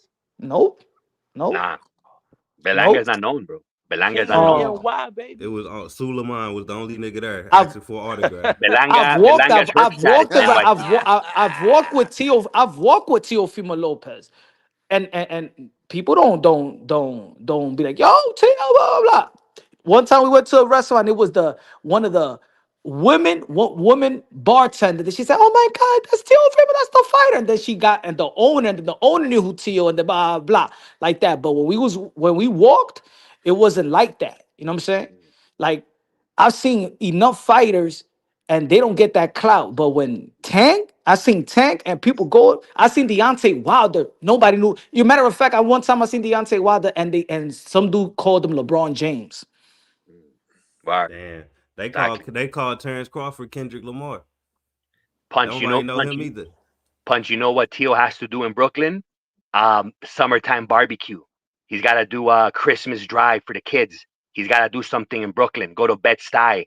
Go to No, Brownsville. they know Okay? I seen a couple people stop Tio, but it was nothing like Yeah. it was nothing like he needs security. It was Nah, but not like Look, Tio yo has the to main build with thing the is though, community, though. bro. The Tio main has to there thing was is build with a the girls lot of community. running. people are There was girls frustrated. running when Ryan Garcia got in the van. There was girls. There was couple girls running after that van, bro. Well, the main thing is, bro, Tank Davis might have a big name, but a lot of people are frustrated with his career because they feel like they want to watch him fight some good fighters, and he never gives them those fights. And for some reason, him even in the Lamont Roach situation, you know what I mean? People are like, what the fuck is this guy on right now? So either Tank Davis is living his own life now when you know he can do so much better, but he's at the last part of the prime of his career. But I'm gonna So, you know rap. what I'm I gonna tell mean? you, we gotta keep it real. This how big Tank is. That we had a pay-per-view event. Tank is a We wank. had a pay-per-view event of the dudes that he beat or had to draw Lamont Roach and Pitbull Cruz. If it wasn't Gervonta Tank Davis, you think that Pitbull Cruz and Lamont Roach will be a pay-per-view event? Hell no. That should be playing third fiddle in another fight. I think people are afraid that Tank career is going like AB a little bit. Like Bro, they he's hoping making careers, man. He just they made Pitbull Cruz and Roach a pay-per-view event. Yeah, but he can make them. What does that give a fuck about him? What is he doing? It doesn't Making matter as what stars. he's doing. that's a Making good What point. the box, fuck making is he boxing doing? He's survive. just a fucking standing there like a brand and not maximizing his career, bro. He's But having too what? much outside, like Tank is trouble and doing stuff. too much diva shit, bro. That's Yeah, the but problem. He I just need him to become too lock in. big. He got big houses, big Lamborghinis. I seen how he's rolling. He got okay. Put it this way. Lambos and Put it Rolls this way, Royces Rat. outside his Put, house. put it this way, Tank Davis Rat. is sitting in silk sheets. Who Bill Haney just called out? Yeah, but he's Tank's not gonna do shit, bro. But Everybody that's what I'm can watch saying. Tank. Man, we People need still that want to one. attach their names to Tank. Yeah, because Tank Davis is the money guy if you can make money out of it. But the fucking guy's acting like a wanker. It's just not giving everybody the momentum. Tank Davis is in Canelo Alvarez's position. He can fight 3 times a year. He calls the shots. This I geezer Wow. can think take people. it to another level. I think people are more frustrated with Tank Fuck Tank, bro. because they see the skills and talent and feel like if he take it real serious, he's He the could one be, that yeah. he's the one. It's because of Tank Davis we got fucking Shakur fighting Tio. So if that fight's boring as fuck, because Tank Davis should have fought Tio. Nah. And it's people and rap is people saying that Tio and Shakur are gonna be boring. That's what they're saying every day. See, they don't even want to support, so they got their mind on Tank. Because they don't like Shakur Stevenson, bro. Yeah, fuck him. They're saying, fuck that motherfucker. He's always going to fight too strategic. Jay Prince is going to tell Shakur, don't take more than 2 punches, bro. Are you stupid before I fuck you up? Yo, Shakur's gonna shit himself, bro. He gonna say Jay Prince has already got me fucked up out here. I can't take one punch. You thought Jake Paul was bad? Shakur's the one who taught Jake Paul how to run like that. He trained him. Yeah. He trained him just like that. People say that's the sweet science. That's what people Yo, say. that's the sweet science, bro. We're sitting here watching this fucking kangaroo jump from one side to another. Watch what happens. Tiafimo gonna try and snap him with one punch, and after that, Shakur's gonna go back 20 steps every time Tio comes forward. Watch. One jab, tick, tick, and he's gonna run straight. And then he gonna dip and hold when he can't run no more. Yeah, and Shakur tells everybody all these stories. I'm a bad man. Watch, I'm gonna show Tio. I'm gonna smoke Tio. You ain't smoking shit. You're running, bro. All that talk is for, man. I don't know, man. I think Shakur can make Tiafimo fight good, but the problem is we know that Shakur is gonna try and eliminate a lot of the entertainment from that fight. Oh yeah, he gonna make it a boring fight. Put the pressure on Tio. So he should get the victory. You shouldn't reward runners. Yeah, they do that. Now, the thing is, yeah, he acted brave with little Zepeda, but we know that Tio snaps hard. So he coming with a whole different game plan with Tiafimo. I'll tell you that now. Mm-hmm. I am very, very curious about that fight, man. That shit is like every day it passes, I'm like, yo, this is actually about to happen. I'm very curious about that fight. See, styles make fights. Tank versus Tio is a massive entertaining fight. People would be going like, yo, we can't wait. Yeah, because it takes two to tango, and we know Shakur ain't gonna get in there and tango. Hey, look, I know for the scientific guys and the people who like a chess match, that's a good fight. I ain't gonna deny it. That's gonna be a really good fight. But it's like the Canelo versus Crawford. There's no fucking highlights, bro. There's no highlights. And this is why a man like Tank Davis knocked out so many opponents while the rest of them were playing with them. So that's why Tank's name's so big. Yep. He gave us Friday nights of highlights, Saturday nights of highlights. Like he's been there, just like what we were saying about Wilder. For a good 6-7 years, Wilder was giving us entertainment, back-to-back knockouts. So who are the most three entertaining fighters of 2025? Who gave you, like, you're excited to see him fight next? Bam. And one of them, I'm going to say, is Hamza Shiraz from the United Kingdom. I'm waiting to see him next. He hit Berlanga with that 2-1. That shit I'm excited about crazy. him. Yep, I'm excited about him. Ben Whitaker. I'm excited about Ben Whitaker, bro. I don't give a fuck about none of you cunts. Ben Whitaker, he's coming for smoke in 2026. I'm glad he kind of redeemed himself after the last fight. So salute to Ben. I fuck with Ben. Yeah, I got Sam Noakes fucked up.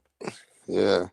Maybe Josh Kelly might surprise a lot of people and he might shock the world if he outboxes Backram. Yo, Rap, that's one of the biggest fights I'm waiting for. I'm waiting for that moment. I've been liking Josh Kelly for a long time. You know, Josh Kelly training like an animal for this fight, bro. Oh, hell yeah. Yeah, isn't Josh Kelly with Boots team now? No. Didn't Bozy pull him on board or no? That's Jack Catterall. Oh yeah. My bad. I just woke up. Yep. I mean, what other fighters are you guys that you said that you got excited? I mean, not excited, but you. I'm excited for Andy Cruz to be Moretaya. Because what's happening 2025? What fighters gave you that 2025? Bam Rodriguez, no? Pitbull the face of boxing this year. The most exciting fighter. Bam Rodriguez. Yeah, we might have to start giving Pitbull some flowers. Hey, yo, Kid Austin did come back after all that fuckery, and he knocked out Tevin Farmer's head. Tevin Farmer, oh my He knocked his head off, so I'm excited to see what Kid... I'm not excited about Mama Schofield, but I'm excited to see Kid... Hey, that name stuck.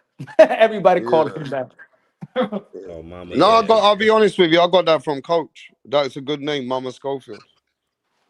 Oh That's yeah, fucked up. Coach Malachi. Mm-hmm. He's Yeah, the one I But think I got it he from. sound just like Schofield though. I don't understand it. He literally sounds just like Schofield. How you gonna call that nigga auntie? Yeah. Nah, that Debo Haney versus Tank, we need that. Somebody said that in the Nah, chat. We've been needing Haney versus Tank, nah, man. ain't gonna happen. You don't Yeah, think never so? gonna happen, bro. Devin Haney is 147. This guy's even reluctant to Tank move is back to never gonna 140. try and ever prove himself to be that guy, even to step up like that, bro. No, that's why we don't respect Bill Haney fully, because he be doing that Eddie Hearn bullshit. Just calling out random names that we know he ain't about to fight just to fucking piss people off, bro. I can't stand that shit. Just shut the fuck up and fight Yo, who you Bill's really gonna gonna fight. send me a new list on Monday. I'll He see has what a the new list is. list. A hit list. Yeah, got a new list coming Monday from Interesting. number 1 What to 10. He add Jake Paul on that motherfucker or what? I don't know what's happening with Jake Paul, bro. I'd say take that Crocker fight. Take that championship tuna fight. That's what I call it. Championship tuna fight. Yeah, that's crazy. He can go beat a champion and there's a tuna. That's a great fucking situation. You know what I mean?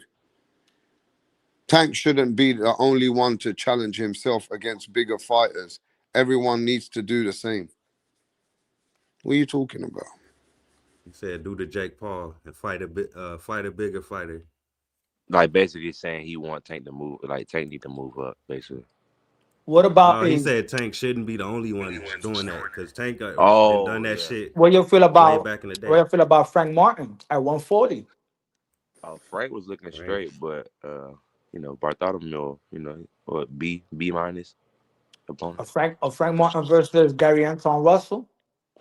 I want I Frank do want to versus see that. Pitbull in America.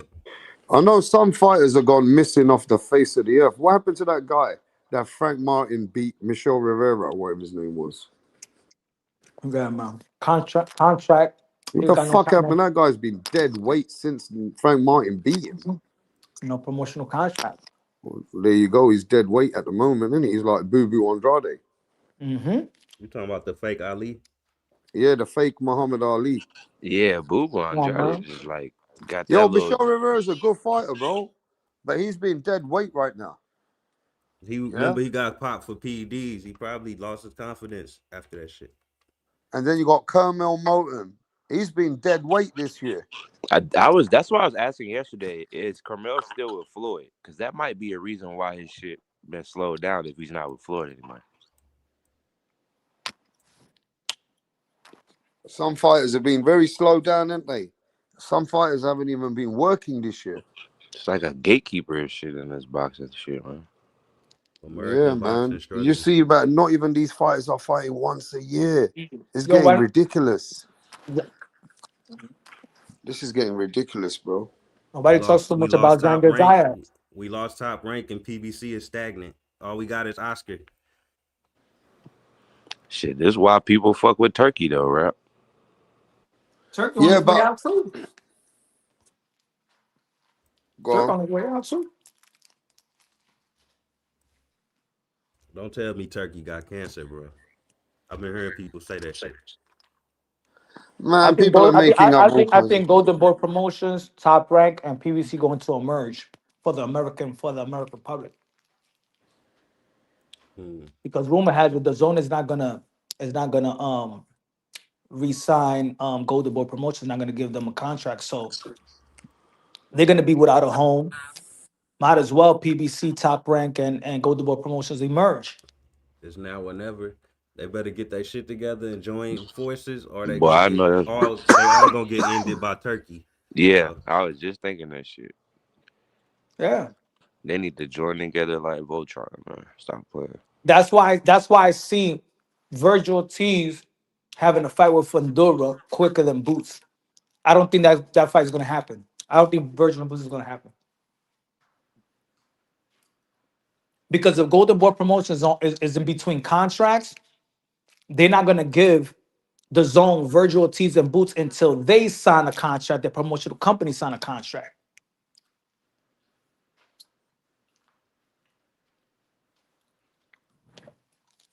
Who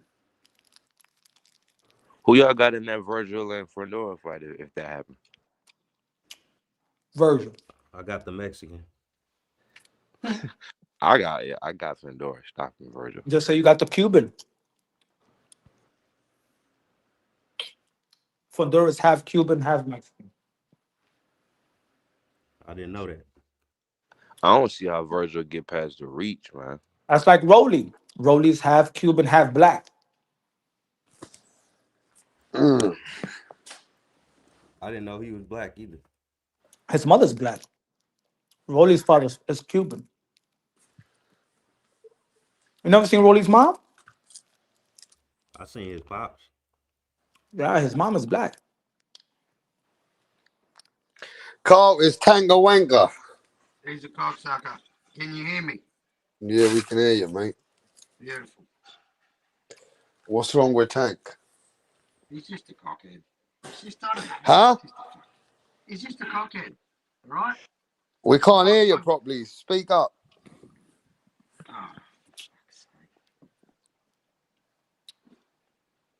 There's a lot of frustration with the fans with certain fighters, bro. Carl, you know what Tank could do to Liam Paro? Don't come here with that shit, Carl. Hey, Carl. Can you hear me? Telling you don't fuck with Tank before they fuck up the Australians. Yeah, we way better now, Carl. What up? Liam Paro versus George Camboso. Tank could beat Paro and Cambosos in the same night.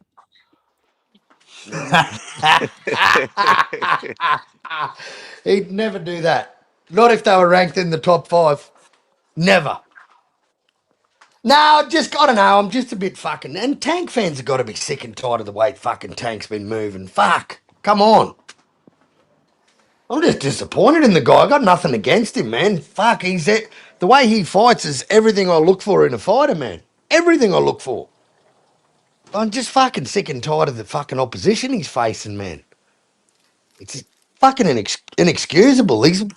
I thought he'd be the mini Mike Tyson, mate, just wiping the floor with cunts. And I don't know. Look, one thing about Tank, I agree with you, Carl. Apart from his last fight that he want that focus, Tank Davis can box, he can bang with both hands, and he's got skill. And that's one thing that all the others ain't got what he's got. He got the X factor and he can fucking box. But he don't fucking keep it going. Yeah. But Tank is smarter than us. He knew all of these fighters that he was fighting was the goods before we knew they were. Now we finding out in real time they all these wins is aging well. That's a fact. His resume all is these holding motherfuckers up. still active and relevant in boxing. Everybody he beat except like Leo Santa Cruz. But So come Tank on, said last Tank time, yeah? genius. This is what Tank said in his last interview. He said that you guys keep cursing me out. He goes, if you really go look at it, and you're talking about me compared to Shakur. He goes, Shakur ain't done nothing compared to me. That's what he says. He said, Shakur ain't got no better resume than me. That's a fact. That's why you guys are cursing me out. But that's not hard. Like comparing Shakur's resume to fucking anyone's resume. Yeah, but they say Shakur's the best in the world. Bro, but that's what I'm saying. How he Fucking get the Lamar most praise for the worst resume of the 4 kings? Lamar Roach and Pitbull Cruz had a pay-per-view, and now we're gonna get Ryan Garcia, Mario Barrios, another 2 guys that they lost to Tank on pay-per-view. He's making pay-per-view guys. Yeah. Yeah, his resume is holding up beautifully. I mean, we can't lie. It's aging well. He's making I don't know. pay-per-view. The Lamont Roach thing's kind of a bit of a stain at the moment. Mm-hmm. Not after Pitbull just destroyed him. I was gonna say, that's a good look for Tank because I mean he fought both of them. It still worked out for Tank. Why did it still work out for Tank? Because Pitbull came back around and spent the block. Oh, okay.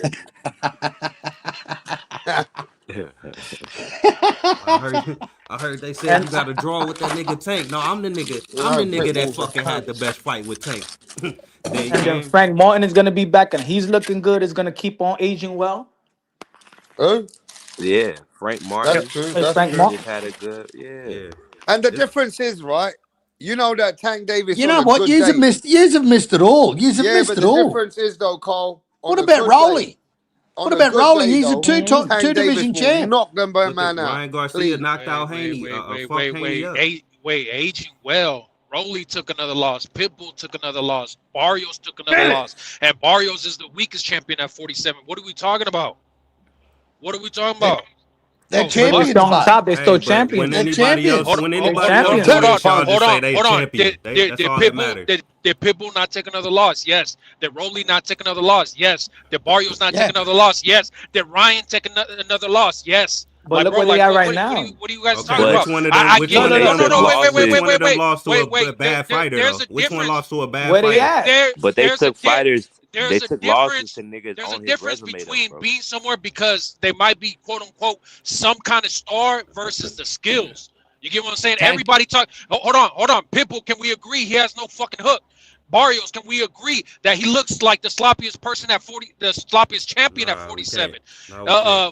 Rolly, you nobody believed that he could beat Ryan, and he did, right? Ryan, what has he done? Right after he came back after the fucking Haney shit, he lost to Rolly. Like, bro, But we like having pay-per-view events. We having pay-per-view yeah, events. star. We You're having talking about star pay-per-view power. events You're talking about with star Javante power. Tank Star power. Davis losing.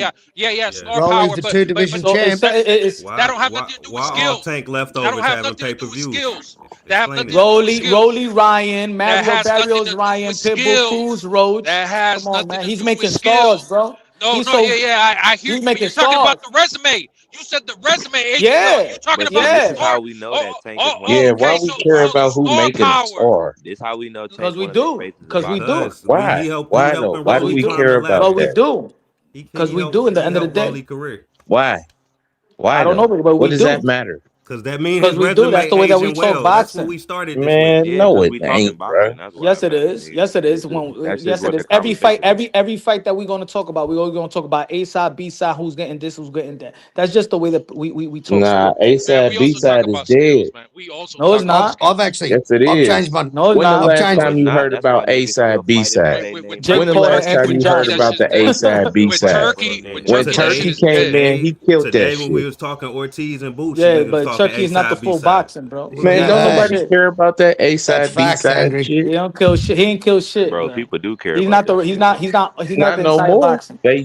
But that's why they negotiating for it right now. Why you That's trying? why Why you trying to act like Turkey's not important? Wait, hold on. Pitbull fought Venezuela on what? Oh, a rider card. Okay, let's talk about it again. Rolly fought Ryan on what? Oh, a rider card, not PBC. Okay, let's talk about it again, right, bro? Like, come on, you motherfuckers just keep getting cooked left and right. You motherfuckers need to get off Tank's nuts. What you standing on? Like, what's your point? What's your point? What's your point? And all that shit. All that shit that you just said. What's your debunk? He cooked himself. What's your debunk? What's your debunk? What's your debunk? Who was the A side between Rolly What is your and what is your debunk? What is your second debunk ago- that Mario Barrios is a pay-per-view star champion? That Pitbull Cruz and Roach did a pay-per-view ain't no because it was damn linked. Because pay-per-view they're linked. They're attraction, linked. man. If it wasn't for Javante Tank Davis, a Pitbull Cruz versus Lamar Roach would be third fiddle to any main event. Hell no. What? Hey man, look. Bruh. It's Bruh. because Come a second ago you try to say that Turkey is not end all be all, that he's not getting, He's not. getting rid of. Hold on, He's that he's not getting rid of A side, B side. When Al Heyman can't even put on fights for his own fucking fighters, Turkey stepping in and giving these motherfuckers fights, bro. It doesn't erase it doesn't erase outta A here. side B side. It doesn't erase A side B side. Okay. So tell me this: who was A side? Who was B side in the Rolly Pitbull fight? What about Canelo Bud? Bud was You the B don't know, side there, right? Because don't nobody Pitbull. care. Is the biggest star. Pitbull. No, he wasn't. Nobody cared, bro. Nobody Nobody cared. cared about no A side. Yes, it was. Yes, it was. Nobody Yeah, cared. you know why? Nobody You know cared, why? You know why? You know why it does? Because people were saying, "Why is a draw?" Because You know we all know Rolly that Lamar Romero Roach. made more We all know money that in that Lamar fight? Roach is coming from Pro Box. Lamar Roach signed with Pro Box. This fight was on PBC, Manny Pacquiao promotion, TGB. So and it was on LA, right? The fight was on LA, Hey. right? Or Texas. For the Mexican fans, Pitbull Cruz was the A side.